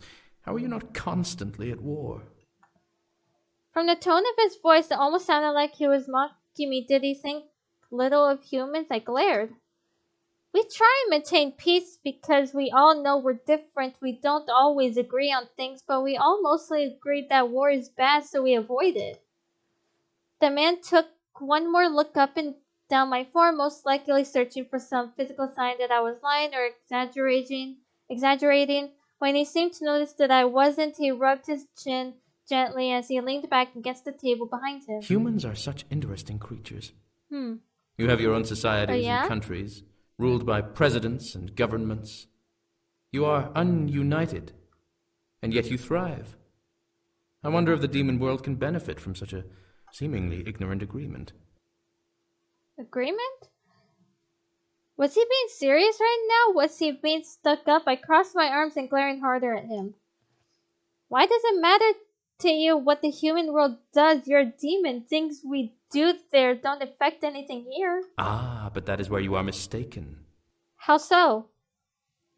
The man walked around the table and gestured to the books and maps that had covered its surface. When fighting a war, you need to look at all of the details to try and find the most efficient ways to bring your enemy down. When resolving it, you must be able to not only bring peace, but you must also know how to manage the land you have conquered in the aftermath. Oh.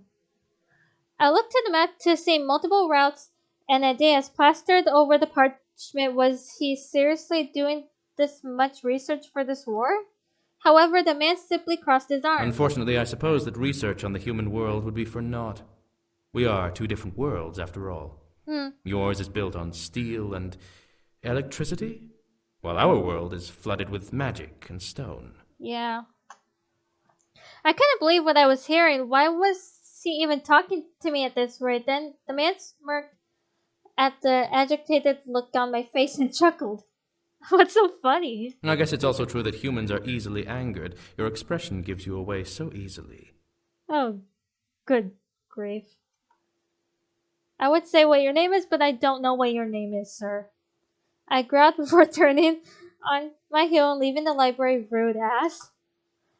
I was better off in my room. Oh my god. Yeah, I wish I asked for his name though. I remained in my room until the night came. I was given food which looked like soup. The woman who gave it to me apologized, letting me know that food was scarce until the upcoming harvest, which was a couple of days away, being that I was only staying the day. I didn't mind much. I was more concerned over that I was given to eat. Give me. It was some sort of stew with mysterious chunks swimming in its broth. It smelled surprisingly good, but who knew how it tasted?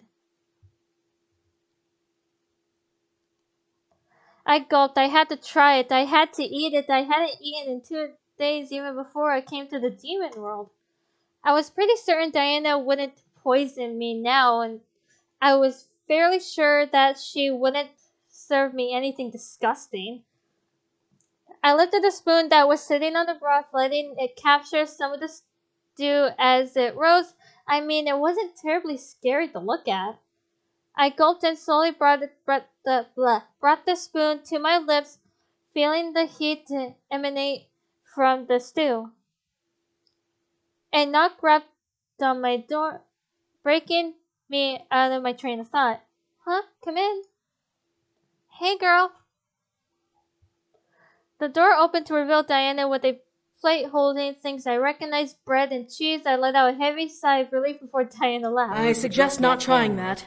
As good as it smells, the taste would not sit well with you. Instantly, I moved the bowl to a nearby table, thankful that I did not have to try it.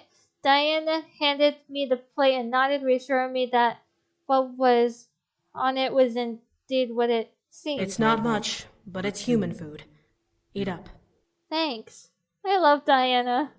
I will. I began to chow down, feeling the hunger in my stomach. I can't pronounce that word. With each bite and swallow, the food I was eating surprisingly was delicious. As I began to crave something to drink, Diana chuckled and formed a small goblet in her hand, filled with clear liquid that I assumed to be water. I took it and drank it down, feeling my thirst quench before I let out a sigh. I feel so much better. I can tell. Take a moment to finish eating. Then we'll head for the ritual. I looked up at Diana, suddenly excited. Everything was prepared for. Was it possible to go home now? As if she read my mind, she smiled and nodded. We finished the main preparations. We just need to head over and we'll start. Okay. I couldn't continue eating. My mind went into an obsessive frenzy of wanting to go home. I stood up, moving the plate and goblet to a nearby table. Let's go. Huh? Are you sure? I nodded, not wanting to waste any more time. I needed to go home and I was tired of waiting. Diana stared before nodding and heading for the door, opening it for me and exiting after me. As she closed the door behind her, I began to feel my heart flutter in relieved joy. Hopefully something bad doesn't happen again. I'm gonna be so mad. I was heading home. Something bad happens, I swear.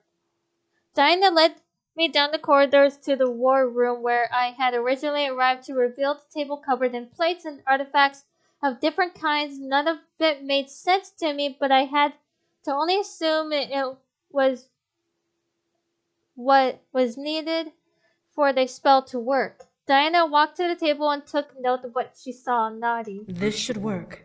You're in doubt? Have to be after the last time we tried sending her home. Do we have a human anchor? No, you're on your own this time. But we'll make sure you survive casting it. This spell should work, however, because we'll be using energy material. It will only require a slice of your energy on top of these items, which your guard can refill immediately after this. Just make sure you don't die casting it. Diana smiled at her guard before turning to me. So, are you ready to return home? She didn't have to ask. I'm ready. Diana nodded once more before turning back to the table. She lifted her arms over the surface and lowered her head, muttering under her breath. Something bad happens, I swear. I'm getting chills again. As she spoke, the table began to glow, as did she. A dark purple aura began to surround her form as she lifted and arched her head back, staring at the ceiling. A glimpse at her eyes made me gasp. Warm, golden orbs covered her blood-red rises, glowing with magic. She was deep within the spell, and I could see it slowly draw energy from her body. The items on the table began to gleam wildly, light orbs floating from them and dancing in the air above the table's surface. They began to weave back and forth with each other, almost as if the lights were dancing to a silent tune. To other demons, I stepped back as Diana moved her arms up and pointed to the dancing lights. Her finger pointed into the air, leading the lights to follow where directed obediently. She drew a large circle in the air, and the lights followed like a perfect trail, spreading out and forming a large void in the air. As they finally stopped moving, they burst into the bright light, causing the demons and I to cover our eyes from it. Oh, that was even bright for me, oh god. It engulfed the room, but died down just as fast, revealing a small tear in the air. Diana quickly leaned forward to dug her hands into it before pulling the tear apart, revealing my bedroom. Diana continued to pull the tear open, giving enough space for me to jump through. Hurry and go through! This is your chance! I wasn't going to let it go to waste. I gripped the bottom of my dress and rushed forward, using momentum to jump into the air and forward towards the void. I could almost reach it. I could feel the air conditioning of my room right at my fingertips. She will never leave this world alive! Why?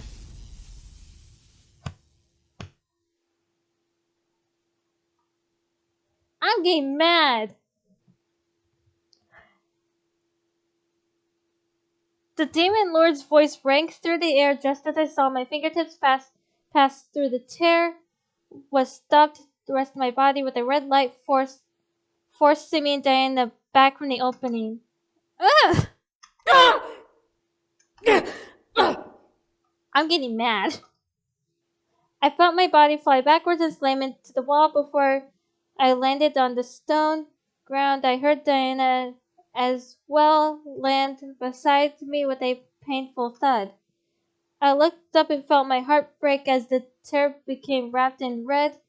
Lightning zipped itself closed and vanishing into thin air. No, this could not be. Damn it! That should have worked! How could it have failed? We must have missed something. Was there anything we had forgotten? No. I verified everything myself.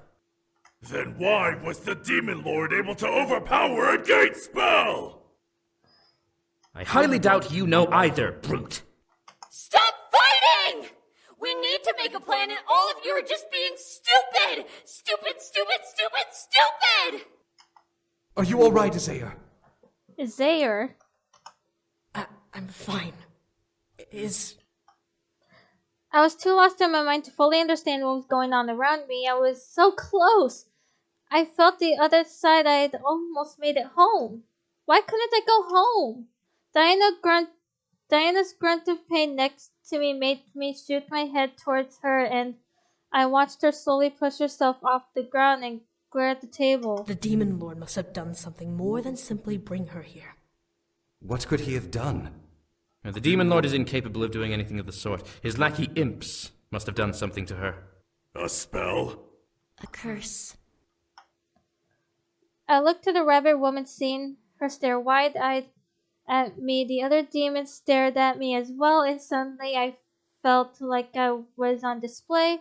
Was something wrong with me? She will not leave the demon world alive. He must have placed some sort of curse on her to prevent her from leaving this plane. In order to leave, she'd have to die. What? Are you kidding me right now? My mind went blank. Did the Demon Lord really curse me? Was I forced to stay in the world until I died? I can never go back. Are you suggesting a barrier curse? That would explain the red energy that sealed the tear. But dark magic like that requires blood of 1,000 demons. He must have sacrificed part of his army to cast a curse on her that would prevent her from leaving. The Demon Lord is that desperate for her. The only way to break that kind of curse is to kill the caster, the Demon Lord himself. Oh, God. She's trapped here until this war is over. My body began to shiver violently. The Demon Lord killed 1,000 demons just to trap me here? Why? I slammed my fist into the ground and began to scream. I want to go home. Why? I could feel the sympathy and anger in the room, but I didn't care. I was beyond livid. I was far past broken. I was seeing red. Ugh! Ugh! As my voice ripped through the air, a bright light erupted through the room. Once again, everyone covered their eyes, but Diana quickly scrambled to get her knees and covered me with her body. She held me tightly as the light invaded the space and slowly began to fade. As the light finally died, everyone moved their hands to see what happened. What the hell is... Okay. In the air was a white tear that was slowly opening, facing down towards the table. Something was coming. I could feel it in the air. The guard summoned the spear and pointed it at the tear, glaring at it and gritted his teeth. Something's coming! Something or someone?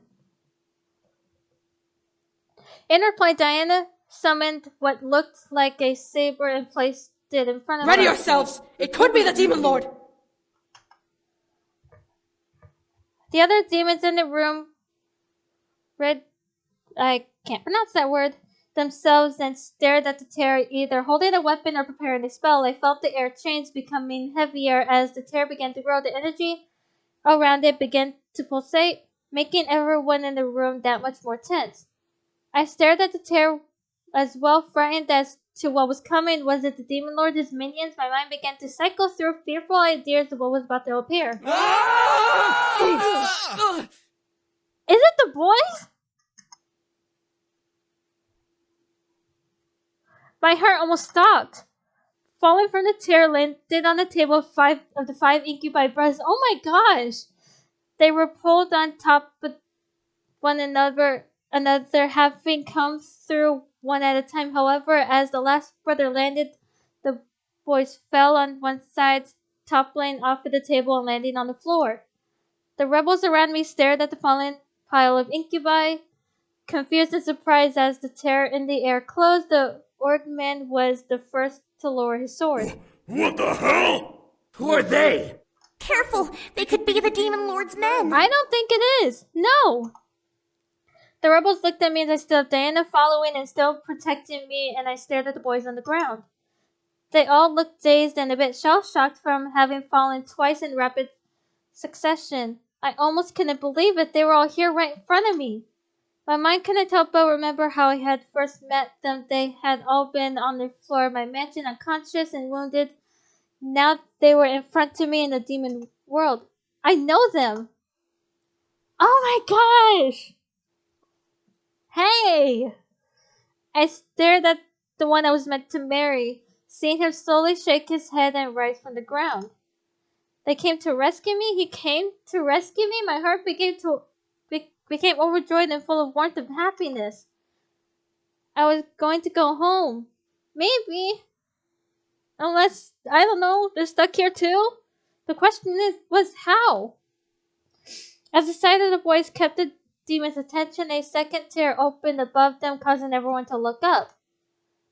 4 women dropped down from the terrace and somehow managed to fall into the arms of the incubi behind Sam. Who are you? Whoa! Are you okay?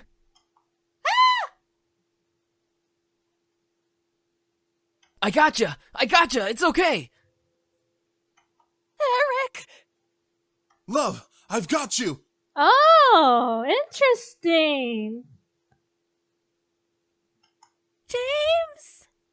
Whoa! Are you alright? I stared wide-eyed. Their wives came too.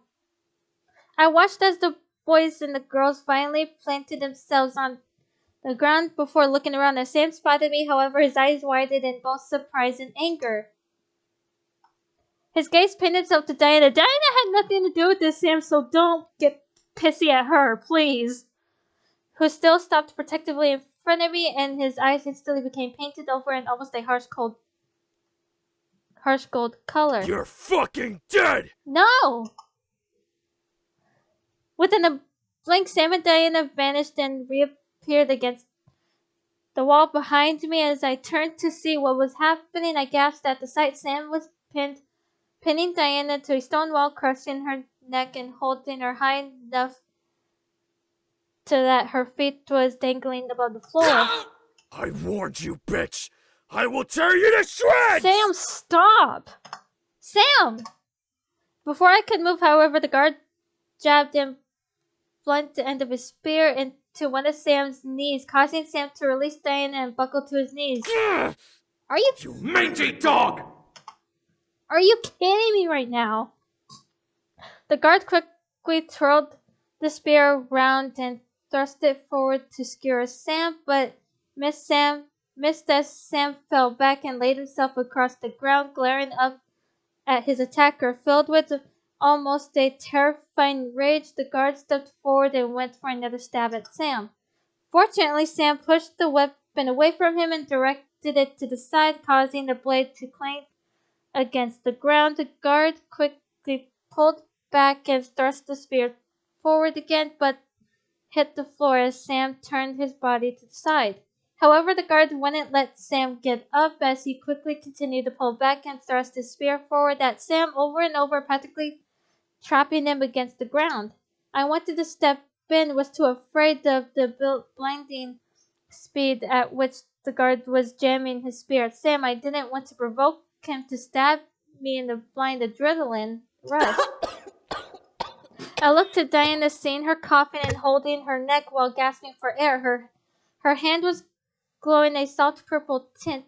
Diana, as if she was healing her neck from Sam's attack. Everyone else, however, had backed up away from the fighting pair, not wanting to become collateral damage from either of their attacks. As Sam sat up, the guard retaliated a lightning fast response and kicked Sam back down, slamming. Oh, come on, leave Sam alone! Sam's face to do so. However, before the guard could slam his spear down at his target, Sam rolled out of the way and got up, his hand spinning handstand. I had never seen him fight like this, even with Malix, but Sam was still undoubtedly trained in combat even when he didn't have the upper hand. Sam flipped onto his feet and faced off against the guard in martial arts defense stance before a sudden barrage of spear thrusts forced Sam to duck, leaned, and dodged away from the guard. The unrelenting the guard thrust his spear as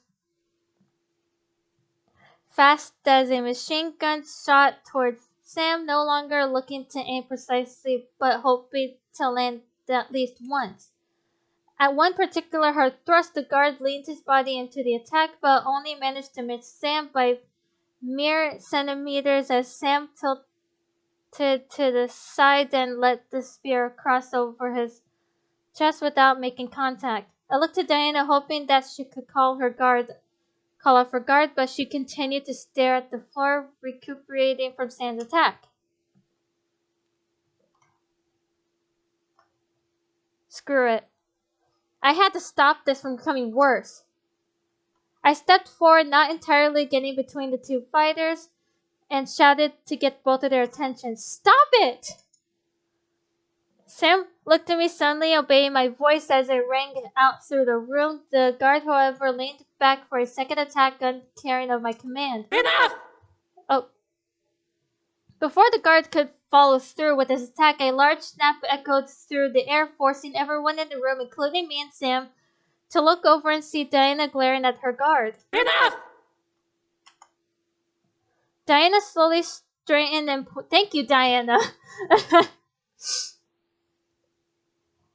Diana slowly straightened and pointed at the space beside her, ushering the guard to quickly rush over to where she had indicated and turned back to face the rest of us.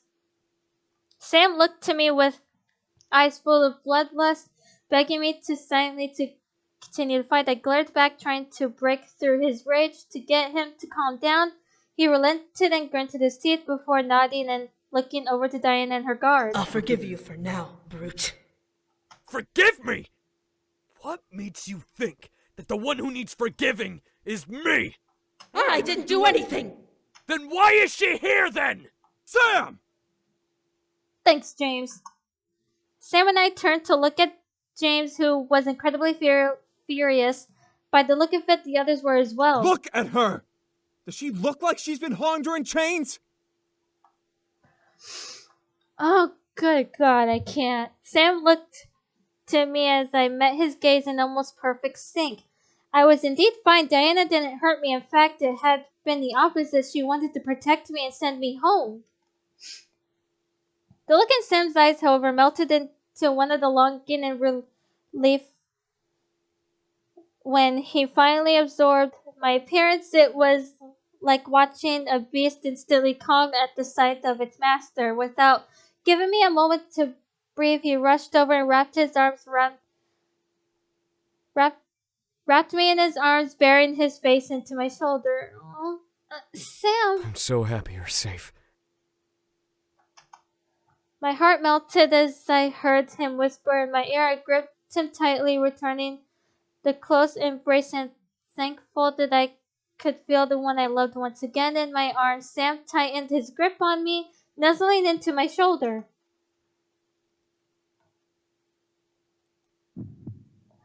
I gently moved my head and kissed over his cheek and neck, wanting to show him my affection and relief that he was in my arms again. Sam shuddered slightly at the touch of my lips and planted his own loving kisses on my neck. I fought back and moaned at the rush of pleasure I felt from his lips touching my skin, managing to hide it. At last, Sam and I slowly broke away from each other. Sam looked over to Diana with a softer expression, but nonetheless a serious one. Why is she here? Diana pressed her lips together. I could see a small form of hesitation in her eyes as she looked at Sam and quickly formulated her answer. Ask your father. Yeah, ask your father, Sam. I felt a burst of angry energy flash beside me at her answer, which drew my attention back to Sam. His body became wrapped in a dark green aura as his eyes flashed gold once again. What did you say? Your father brought her here and placed a curse on her. She can't leave this world until she dies, or... Yeah. Another flash of energy. The aura around Sam pulsated, almost crackling like lightning around his form. Sam gritted his teeth, and I could tell rage was slowly taking over. I'm gonna kill that old fuck! Sam! I quickly placed my hand on his shoulder, knowing that he needed to calm down. We had a plan. He didn't need to be angry right now. Sam looked over at me, calming down slightly at the sight of my worried face. We're going to kill him, Sam. Calm down. The aura around Sam slowly began to dwindle and die out as the golden glow in his eyes faded. I let out a small sigh of relief as I felt the muscles in his shoulders relax under my hand. As I looked down, Sam spoke up once again, his voice sounding drained from his sudden rage. You got a plan to kill him? Yes, we plan to kill him in 1 week's time. 1 week? Where is this number coming from, Succubus? We need to fully prepare ourselves for the final stage, which I'm certain will only take a couple of days. We've pinned him into a corner. The Demon Lord will fall. That's rather bold to assume. She's right, though. We can prepare everything in that time frame, right? And if he does the same and attacks us before then? He won't. He won't? I watched as Diana walked over and cleared the table of the materials they had gathered for the gate spell, revealing a physical map of the Abyssal Plains. She pointed to a spot on a map, a peninsula surrounded by water labeled as the Decaying Sea. We'll cast a barrier spell along the edge of the peninsula and around the castle. He and his army won't be able to move from that spot until we break it ourselves, which will be during the siege. Where would we get the energy needed for that kind of spell? We won't be using energy. What?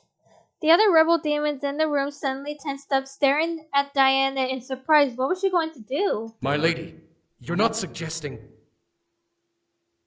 The Demon Lord has shown how far he is willing to go to win this war. It's only fitting to show the extent we'll go to in response. As much as I agree with you, this seems a little rash. I agree. What are you guys talking about? Are they allowed to know? I plan to put a barrier curse around the Demon Lord's castle and army. It's temporary, so it won't need the blood of 1,000 demons. But it will need the sacrifice of at least 1 demon life. What? And I assume you'll be sacrificing one of my soldiers. Is this our only option? There are other options, but they will most likely take a lot of energy to pull off. Right. Really? It just depends on what we want to do. If we want to do this immediately, then the barrier curse is indeed the best option. I'm not opposed to performing the curse. As rash as it is, it will make our lives easier in the long run. You expect me to hand over one of my men? My soldiers joined the rebellion to kill the Demon Lord, not to get their throats slit before even seeing the final battle? It's wrong, but can we really afford to spend any more energy? Diana already spent a lot trying to send the human back. Right. What is the other option? The rabbit woman and the fairy moved towards the map and pointed at the peninsula. We could form tall rock walls around the castle. Box him in. It will take a lot of our energy, but we can recover in that week period. And what will stop the Demon Lord from tearing down the walls? I can imbue the walls with holy magic. Thank you, bye. And I looked at him, all of us equally surprised. The demon with holy magic? How? How the fuck did you get holy magic? Oh, I didn't mean to cut him off. How the fuck did you get holy magic? You look and smell like a demon. The guard held up his wrapped hand, letting the beads around it jingle with the sudden motion. I've had the ability to use holy magic ever since I was taken in by my lady's family. There's no doubt that I am a demon, but I can't recall how I gained this ability. Fair. How is holy magic different than demon magic? It's white magic. Unlike demon magic, holy magic isn't so finicky. Think of it as warding or dispelling magic. You can't bless air or anything that doesn't have physical form, but you can bless objects to fight back against other forms of magic. If the walls were blessed with holy magic, the Demon Lord wouldn't be able to escape until we released him. Why not just trap him forever? That's idiotic. He would still be a threat regardless. Holy magic doesn't last forever, and stone will crumble eventually. He's right. We wouldn't be able to keep the walls up forever. Yeah. Okay. The situation became more and more complicated the more we discussed it. How were we going to go about this? We can't just sit around and debate this forever. The longer we wait, the more we risk him striking back at us. But is it worth killing someone to trap him? When we finally strike, we will lose hundreds, if not thousands, of soldiers anyway. Fair. What difference will it make to lose one more life on top of this? Soulless fuck. We can still cage him in. I bit my lip. It was a really tough decision. But we had to choose one. From the look of it, no one wanted to speak up, so I felt the urge to say something. Maybe I would be the one who would determine everything. But which method would be the best choice? Oh God. I say, oh goodness me. Curse or trap? Trap. Everyone in the room looked at me and I finally spoke up. We needed to be better than the demon lord. He was willing to sacrifice lives to trap me here, but it only showed how desperate he was to win and how little he valued life. He would lose this war one way or another. It wasn't worth losing to someone who couldn't help turn the tide of war. When can you put the berry up? We can leave after this, meeting is over. Are you sure this is the best choice? The curse isn't the only option. We need to show that we're better than him. Everyone nodded, some in reluctance, while the others did with confidence. I looked at Diana just in time to catch a twinge from her visible eye, but she shook her head and looked at the rabbit woman. Are you quite positive this will work? I am very certain. Since it will be just 3 of us going, we can shadow travel there and be back by the morning. Diana looked at her guard and nodded. Very well. If you believe it will work, then I trust you will make sure it does. As the guard nodded and slightly bowed at the other demons seemed to let out a sigh of relief. Were they worried about performing the curse? Diana shook her head before crossing her arms and looking directly at me. So, since you'll be here for a while, we might as well give you names that you can use to refer to everyone here. Okay. Are we getting human names? Must we? Dude. Diana rolled her eyes and gestured to each demon, naming them to the fly. For the sake of time, we'll use simple names. This is Rabbit, our magic advisor. Sergeant, commander of our armies. Shadow, leader of our assassins. And Faye, our nomadic force ambassador.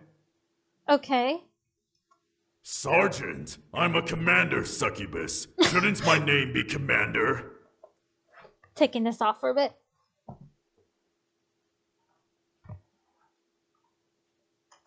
It's easier on the tongue, though, to say Sergeant. Fair. That is fair. My lady, what shall they call me? Diana looked to Sarah for a moment before turning towards me, a look of seriousness and menacing. God, words, I can't, from her eyes. You may call him Sero. He is my personal guard, and he is always by my side. Okay. The other demons and Seto seemed to be surprised. Was Seto his true demon name? Why would she give me his true name? Are you sure? Call him only if your life depends on it. Do not abuse this permission. Alright.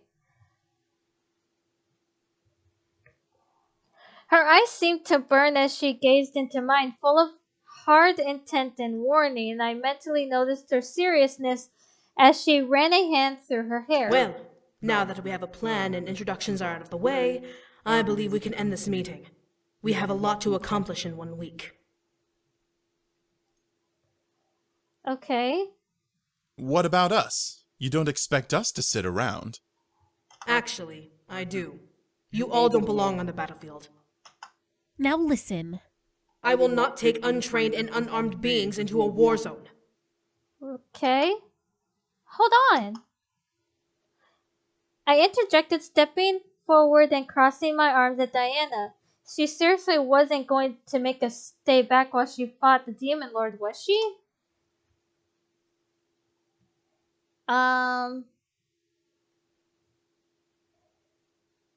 We can fight too. That's not fair, Diana. Is this really what we should do?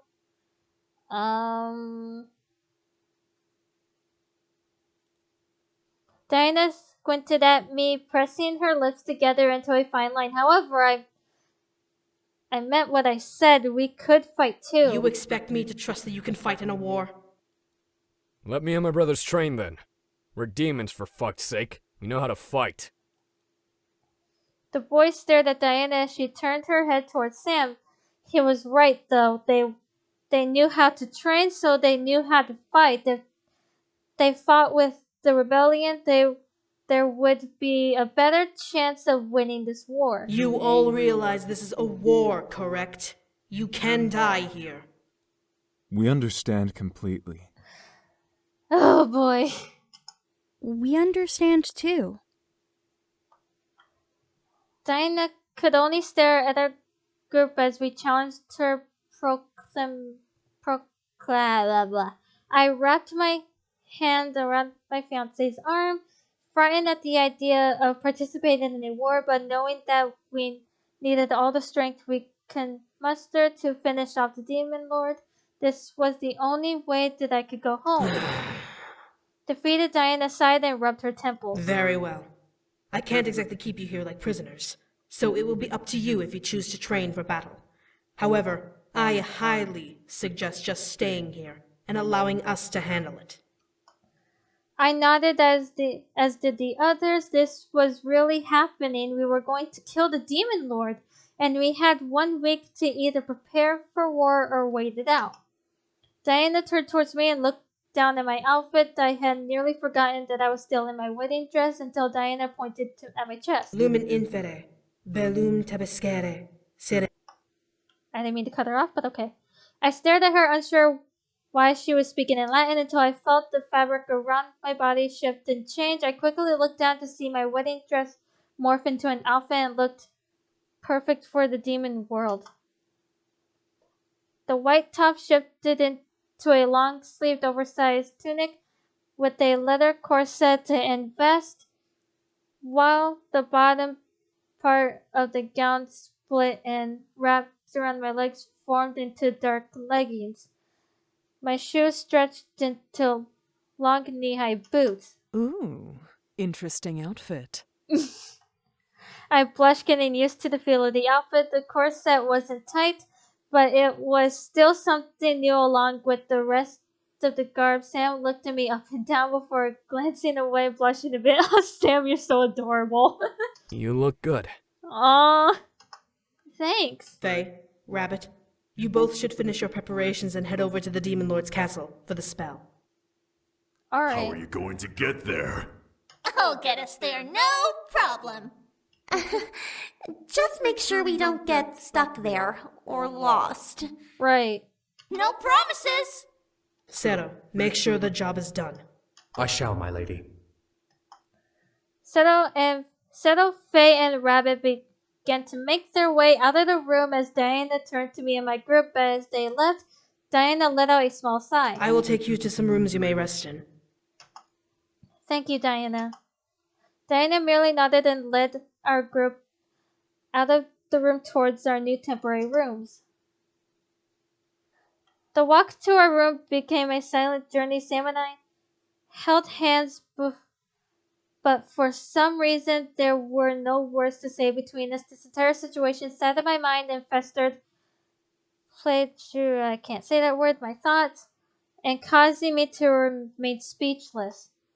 All of this seemed so unreal and hard to imagine, let alone believe. How was this possible? I felt Sam gently squeeze my hand, causing me to look over at him. Was he feeling my anxiousness somehow? Hey, you sure you're all right?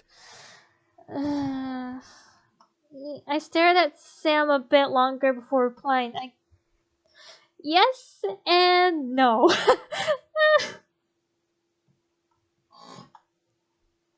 Yes and no. Oh, good grief. No, I wasn't to right. All this was a muddled mess, and I couldn't help but worry. To, it had to have been obvious so anyway for Sam to notice and ask. Sam frowned a bit, released my hand to wrap his arm around my shoulders. We'll get back. Will we? I couldn't deny the doubt that entered my mind and influenced my response, but Sam gave me a small shake, nodding. We will. My heart. I can't. I eventually let out a sigh and nodded as well. He was right that I needed to shake this feeling out of my mind. Sam and I were guarded, guided through the hallways until we finally reached our room, which happened to be the ambassador room I had slept in before. It was good to know that I was going to a place I recognized. I sat on the bed and let out a sigh, feeling the worry of the entire situation sink and fade out of my mind. I wasn't alone, at least anymore, and Sam was willing to fight for me and return home. It was unexpected, but it was amazing to have Sam here. Sam looked around the room, taking in the space. Fancy room? Yeah, apparently it's an open ambassador's room. They let me sleep here when I came. That was how long ago? Like a day? Sam laughed and stuffed his hands into his pockets. What was so funny? Oh, fuck. I forgot the time difference between this world and the human world. Time difference? Yeah, time goes slower here and stuff. So, like, while you've been here a day, you've only been gone from the human world for 4 or 5 hours. Wait, really? Wait, huh? 5 hours? 4 or 5 hours? What? I was only gone for 4 or 5 hours. How is that possible? Then again, I was in another plane, so it was somewhat understandable. My brain just couldn't wrap around it, so I held my head, staring at the floor in shock. Sam laughed again and walked over to me, sitting by my side before he wrapped an arm around my shoulder in comfort. At least we found you. If it weren't for Damien and Twilight, it would have taken us longer. I nodded, relieved. Regardless of how I was found, while I couldn't get back, there was a beacon of hope now, which replaced my previous worry and concern. I leaned my head onto Sam's shoulder, feeling exhaustion hit me like a wave, but I didn't want to sleep just yet. I was with Sam, so I wished to stay up just a bit longer to be awake with him. Sam? Mm-hmm. I didn't know what to say. I just wanted to be awake a while longer. I looked up at him to see he turned his head to look down at me, patiently waiting for me to ask whatever he assumed I was going to ask.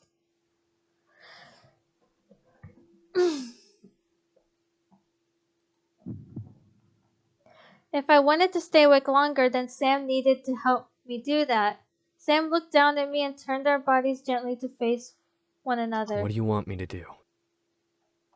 Anything. I didn't want our reunion to end for the day with us going to bed. A kiss, a hug, a conversation, anything was acceptable as long as I get to be awake that much longer.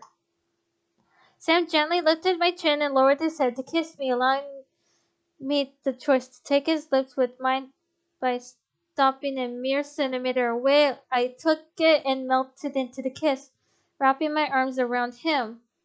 My head and my heart became full of Sam, feeling his heartbeat against my chest, tasting his lips against my own. Memories flooded back of us holding one another, and I began to mentally thank God for letting us be together again. Sam wrapped his arms around my waist, pulling me close, but not taking us any further. The kiss was slow, intimate, and romantic in every form. That was yet another thing I loved about Sam. He knew when to take things slow with me and knew when not to get deeper than that. He respected me, loved me, and wanted to protect me with his entire being. I was blessed to have him as mine and mine alone. As he pulled away at last, Sam let a smug grin paint his face. Well, I guess one good thing came out of this. I get to kick my old man's ass. Really? I knew Sam hated his father, but was it really a good thing? In retrospect, yes, morally it was questionable. You really hate him, don't you?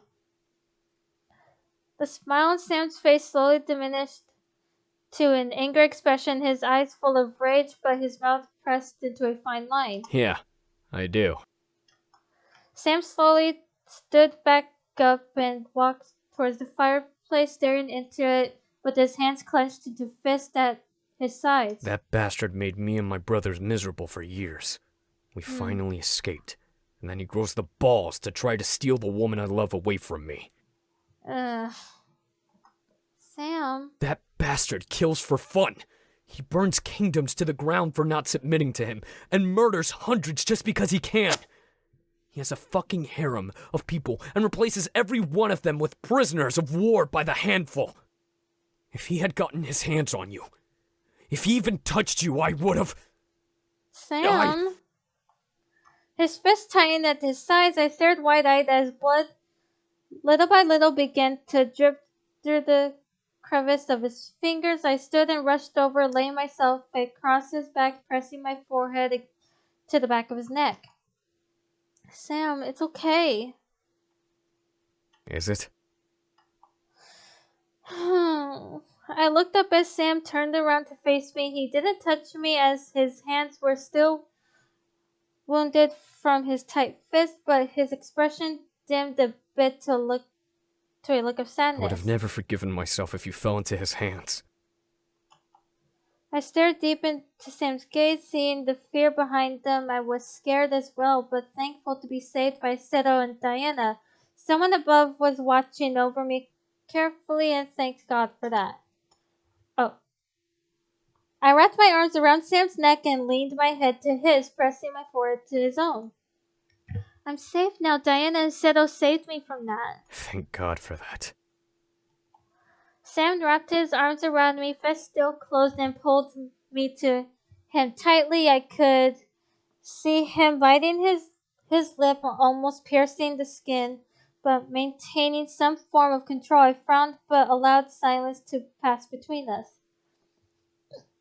Excuse me. We'll defeat the Demon Lord and go home soon. Sam nodded against my forehead, remaining quiet. We had to let this pass. We had to move on and mentally prepare ourselves for a war. Sam would get his anger quelled, and we would be able to return home at last. We had to. Sam and I eventually pulled away from each other, locking our gazes lovingly. Come on. We can't stay up all night. I know. Sam looked at his hand, which was now free of wounds and blood, and guided me to bed, crawling in. After I settled in between the sheets, Sam and I embraced lovingly and let the darkness of the night take over, bringing us to a quiet slumber.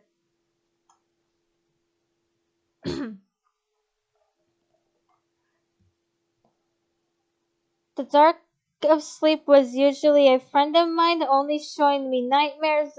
On the rarest of occasions, the nightmare of my dying sent shivers down my body as recalled it, but I knew that it was only a dream. Would I have one like that again? I hope not. Would I have no choice in the matter if another came? That was another story. What the shit? I opened my eyes to find myself in the mouth of a cave that descended beneath the earth. Behind and above me was a bright light where I could see my friends and family. However, as I looked down the darkness, I caught the sight of Sam walking away further into the cave. Sam? He didn't answer. Sam continued forward, losing himself in the dark. I instantly began to follow, forgetting about the light for the moment before stopping and looking back. My family had a look of despair while my friends held each other, watching me with heartbroken faces. Was this some sort of message? Was I following Sam into a place my friends and family could not be in? Was this my future? I became torn. What was I going to do? You are not worthy. What? What in the... Not again. All of a sudden, the darkness became full of fire, and the bare outline of Sam flashed before burning away in the light of the flames. He couldn't even let out a scream of pain as he was instantly burnt into ash. Sam! Run! Run! Diana's voice echoed through the air, but I was frozen in place, watching the flames rush at me to take me as well. If I ran back, my heart would be scarred forever with the memory of flames taking my love away. If I stayed, I would die with Sam. I stood in the middle, unsure of what to do. As the flames took me, I woke up in a hot sweat. Gripping the covers, I sat up, staring at the far wall before looking around. My heart was beating wildly as sweat ran down my cheek and the sides of my head. Another nightmare. This time, however, Sam woke up with me. Whoa! Hey, what's wrong? Oh God, what the hell is with these nightmares, dude? I looked at Sam, seeing him not burnt or as ashes, but perfectly okay. I turned towards him and wrapped my arms around him tightly, now desperate not to let him go. Sam, despite being surprised, wrapped his arm around me and held me close. 2 nightmares, both leaving me and Sam engulfed in flames. I died in the first, he died in the second. What was I going to believe anymore? Sam rubbed my back gently and planted a kiss on my shoulder. Hey, it's okay, alright? It was a stupid nightmare. But you tight. You know I can handle anything that comes my way. Sam. Ugh. Now I'm worried that something else will happen. I'm worried now. Could he really? He was strong and he was fast, like Sonic. But was he powerful enough to withstand whatever had let loose those flames to swallow him whole? You're not worthy. What did the voice mean? How was Sam not worthy? What was he not worthy of? There was a million questions running through my mind, and none of them could be answered, at least not at the moment. I simply rested my head on Sam's chest and let him pull us back down to the bed and to sleep. Whatever happens, I'll always be here. Alright? Alright. I'm still nervous though. I nodded and closed my eyes, praying that I would not see the nightmare again. As fate was kind once more, I slept peacefully for the remainder of the night. I slowly woke up from my sleep, feeling the ache of the morning consume and rush through my body relentlessly. In an attempt to keep me contained in bed, I didn't mind I was pressed against a warm chest, one whose arms I adored to be in. The nightmare plagued my thoughts, but my heart fluttered in reality, knowing what I was feeling in the physical world was what I was supposed to care about. I looked up at Sam's sleeping face, giggling at the sight of his messy bed hair. Sam slowly woke up from the sound of my laughter, blinking the sleep away to stare down at me. Morning. Morning. I smiled and kissed Sam on the lips to help rouse him, only to end up being pulled into a tight and loving embrace with my head buried into his shoulder. Did you sleep okay? Second time, yeah.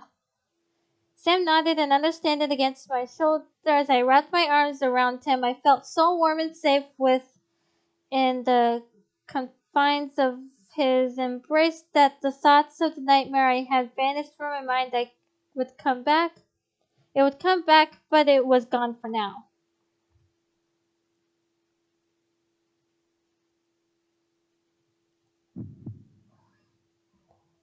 I pulled back a bit and kissed Sam once again, smiling happily and running my fingers along his back. Sam gently squeezed me and kissed me back, melting into the embrace between us. Morning kisses with Sam felt wonderful, and I didn't want to get up or pull away. I simply desired to relish in the feelings I had for Sam and let him completely take over my thoughts. Hey. What? Yeah? Since we're in the demon world, do you think that Maybe. I opened my eyes to look over his shoulder, trying to understand what he was insinuating. When it finally came to me, I held my breath with realization. The demon marriage. You don't have to decide right now, but before we go back, maybe think about it? I wasn't sure what to say. My mind danced across the idea of binding my soul to Sam, but at what cost? I'll think about it. Sam nodded in understanding, kissing my shoulder. I knew it was something Sam really wanted, but was it something I was willing to go through?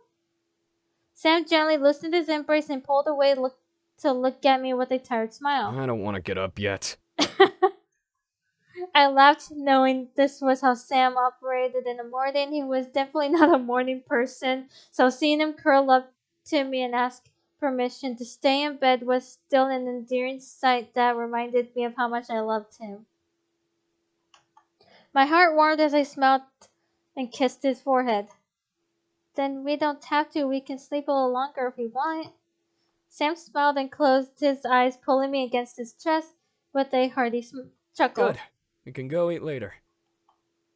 Our peace was broken, unfortunately, by the sound of knocking at our door. Sam and I let out a groan. Our plan was ruined. Go away! Oh, God, Sam. Sam, we brought breakfast. We'll eat later! Sam! Are you seriously going to argue with me? Come on, it's like 9 a.m. Now I was getting upset. I wanted to stay in bed, feel Sam's arms around me for a little while longer. Was that so much to ask for a breakfast?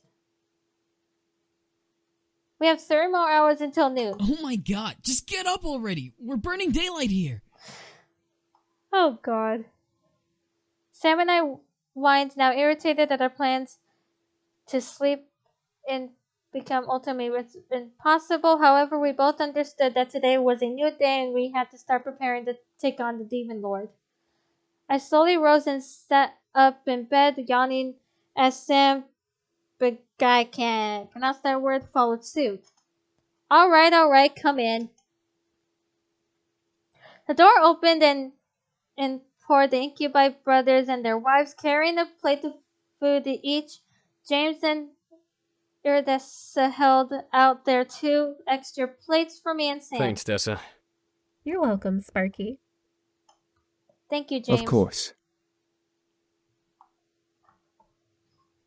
James and Irdessa moved away from us as we both looked down at our plates. On it were fruit slices, bread, cheese, and some form of jerky I didn't recognize. It was probably safe knowing that the others were eating it as well. Sam, however, lowered his plate to his lap and looked up at his brothers. So, what's the plan? Well, we should probably take the next couple of days to train properly. Since we're in Lilith Castle, we'll have access to training equipment. Lilith Castle, this place has a name?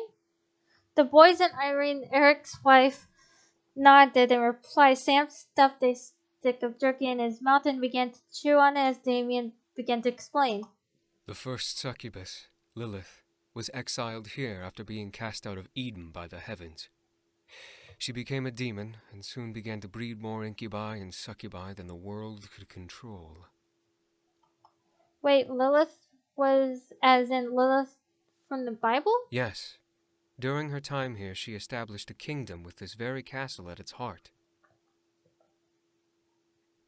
It's a pretty castle indeed. I've never had the pleasure of coming here. Meh, I'm not really a fan of it. Sam swallowed the bite of the jerky he had in his mouth and licked his lips, joining the conversation. Alright, so we train until we can't anymore. Obviously, we'll need breaks in between, but we can't afford to let a day go by without intense training. We only have a week after all. Yeah. Worry began to bubble back into my mind. Everyone was willing to step up and start training, but Eric was right. We only had a week to prepare for the Demon Lord. Would we be strong enough in time? You fear too soon, child. Huh? I straightened up my back and looked around, hearing the voice from my dream echo through the air. Everyone else looked at me curiously, wondering why I spoke up. Wait, what? Did you say something? I looked around at everyone, seeing their confused faces. Did they not hear the voice? They cannot hear me, child. Oh, good God. I shook my head, rubbing it gently and with a nervous laugh. Sorry, I thought I missed something. The confusion in everyone's faces dissipated as everyone got back to the topic at hand. One I couldn't remember or focus on. My thoughts went back to the voice, wondering how it was speaking to me and how it knew what I was thinking. I am closer than you imagine. Oh, good God. What do you mean? Be patient, child. The time for answers will come soon enough. No, excuse me. I grew more and more concerned and confused. What was the spirit talking about? I am no mere spirit. Huh? Then what are you? That I cannot tell you yet. When the time comes, you will know. This was mildly scary. A voice in my head was speaking to me, and I could only speak in back of my thoughts without anyone knowing what was going on. I looked around to see everyone still speaking to each other, but I couldn't focus on what they were saying. All I could focus on was the voice in my head. Answers will come when the time is right. For now, I will bid you farewell. Wait. Whoa, wait, what? Oh, God. I didn't realize I spoke aloud until everyone looked to me again. I looked to Damien, wondering if he heard everything going in my head, but he seemed just as confused, if not more so than the others. You alright? Screw it, tell them. I sighed that they had to know what was going on. Well, I just heard this voice in my head. A voice in your head? But I didn't hear any other voice but yours. Did it sound like anyone you know? I shook my head, remembering the sound of it. It was deep and echoey, masking any relatable trace from it. For all I knew, it was some sort of illusionary creation of my own mind. Then again, if I created it, then Damien would have been able to hear it. I sighed and rubbed my head. It was some sort of deep voice telling me to be patient and not to be afraid. It wouldn't tell me its name. What the hell? Dude! I became worried about everything, thinking that I was crazy. I knew I wasn't, but I definitely sounded like someone who wasn't mentally there. Sam, however, wrapped an arm around me and hugged me to his side. Well, whoever that voice is, it's right. There's nothing to be afraid of. I wouldn't be too sure about that just yet. What do you mean, Diana? Everyone in the room turned their heads to see Diana and Seto standing at the door. Diana stepped further into the room as Seto stood at attention watching her. You 5 have been gone during the 10 years of this war. You do not seriously believe that you will be ready for this in a mere week, do you? Diana seemed firm and serious. I could understand why, but a part of me felt a bit angry that she shut down our pep talk. Sam glared at Diana. And if we do? Then it is a foolish mistake. How so? How so? 10 years of absence can be unkind to one's abilities. To be fair, it has only been 2 years for us. Regardless, when was the last time any of you actually fought in battle? Sounds consumed the room. She was right. However, we weren't willing to give up that easily. I stood up and placed my plate on the bed behind me. Why does it matter? We're going to defeat the Demon Lord in either way. We will. But there is no reason to try and breed ideas of false hope that it will be easy. Too many lives have been lost in this war, with the hope that they'll all survive. It's better to be realistic. The The tone of her voice echoed a heavy warning. No doubt she had seen hundreds of thousands of deaths in the war firsthand, but now was not the time to doubt ourselves. Sam stood up as well, standing at my side in defiance. Fuck that! If you're right, then hope's the only thing we got. Seto stepped up to Diana's side, giving Sam a blank stare in return of his mistress. Hope can only take you so far. Do you truly believe it will help you defeat the Demon Lord? I felt Sam take my hand and nod, affirming his words. I smiled and squeezed his hand, agreeing. Seto and Diana stared at us, with Diana crossing her arms. Something was on Diana's mind as she stared at Sam just from looking in her eyes. What was it? Can you say that with confidence? I can. Want me to? Not to derail the topic, but this is a waste of time. We should be preparing for war, not bickering about if we can or not. Fair. A moment of silence passed through the room as Diana stared at Sam sternly. However, she was distracted, distant from the conversation, as if she was stalling time to have her thoughts wander. What was keeping her real attention? I'm not going to argue about this. Believe what you wish. Sam and I waited to watch as Diana lowered her arms to her sides with a sigh. However, we do have something to discuss. Diana ran a hand through her hair and looked around the room, pressing her lips into a fine line. So, about all of you participating in the war, you all obviously need to train. Everyone nodded in agreement to Diana's statement. While we weren't battle ready, we still needed to at least know how to defend ourselves. Diana, however, looked at me. You, most of all. Huh? Me? I was suddenly confused. How come I was the odd one out that had to be ready the most? The last thing I remembered about me training was that Diana was against the idea altogether. Diana sighed and rubbed her temple. Apparently, there are guidelines to breaking this curse. Not only do we have to kill the Demon Lord, but you have to be nearby when it happens for the curse to even break. Oh. That makes no sense. Where did you learn this? Shadow. He spent the night trying to find alternative ways to break your curse. Unfortunately, we didn't find anything of the sort, but we found the guidelines to breaking it. Well, it still makes no sense. Even while it doesn't, it's still better to be safe than sorry. I don't want to kill him and then still have you stuck here because of an error. I can only sigh and take it in, so I had to be there when the Demon Lord fell.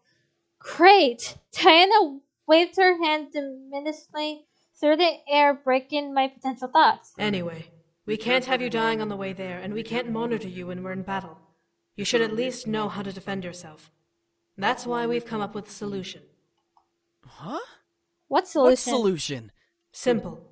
The other rebel leaders and Sarah have agreed that if you'd like a trainer to enhance your abilities, you can train with one of them.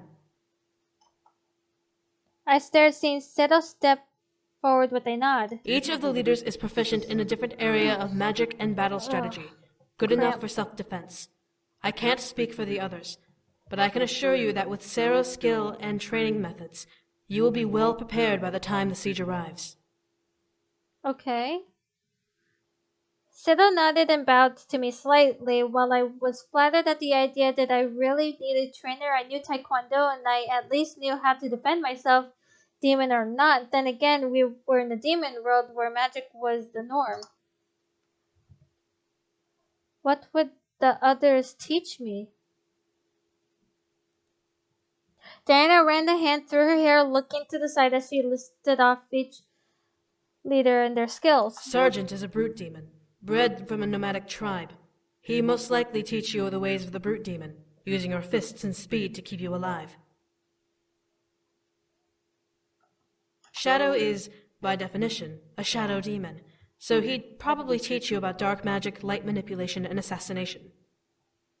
Okay.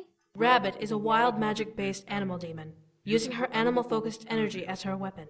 She'd probably teach you how to do the same. Faye? I am honestly not sure. I know they can change their size and use elemental magic as well, but to be honest, I do not know what they would teach you. Okay.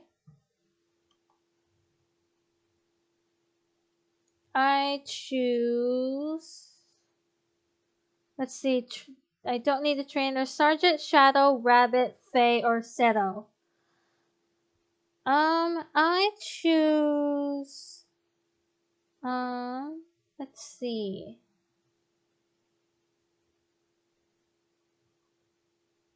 Shadow.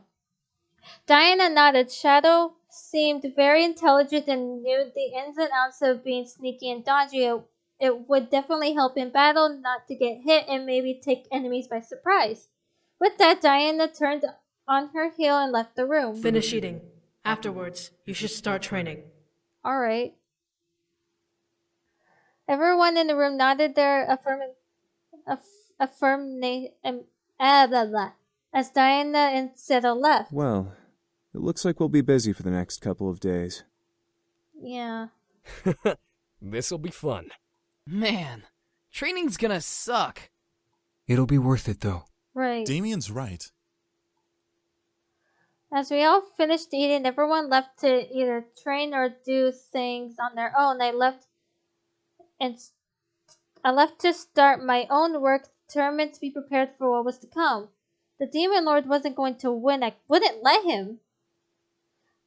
Choosing Shadow defied almost every part of my moral compass. He seemed like a fantastical sociopath lacking a care for anyone but the war and himself. Still, I had to admit his personality made me curious about his abilities.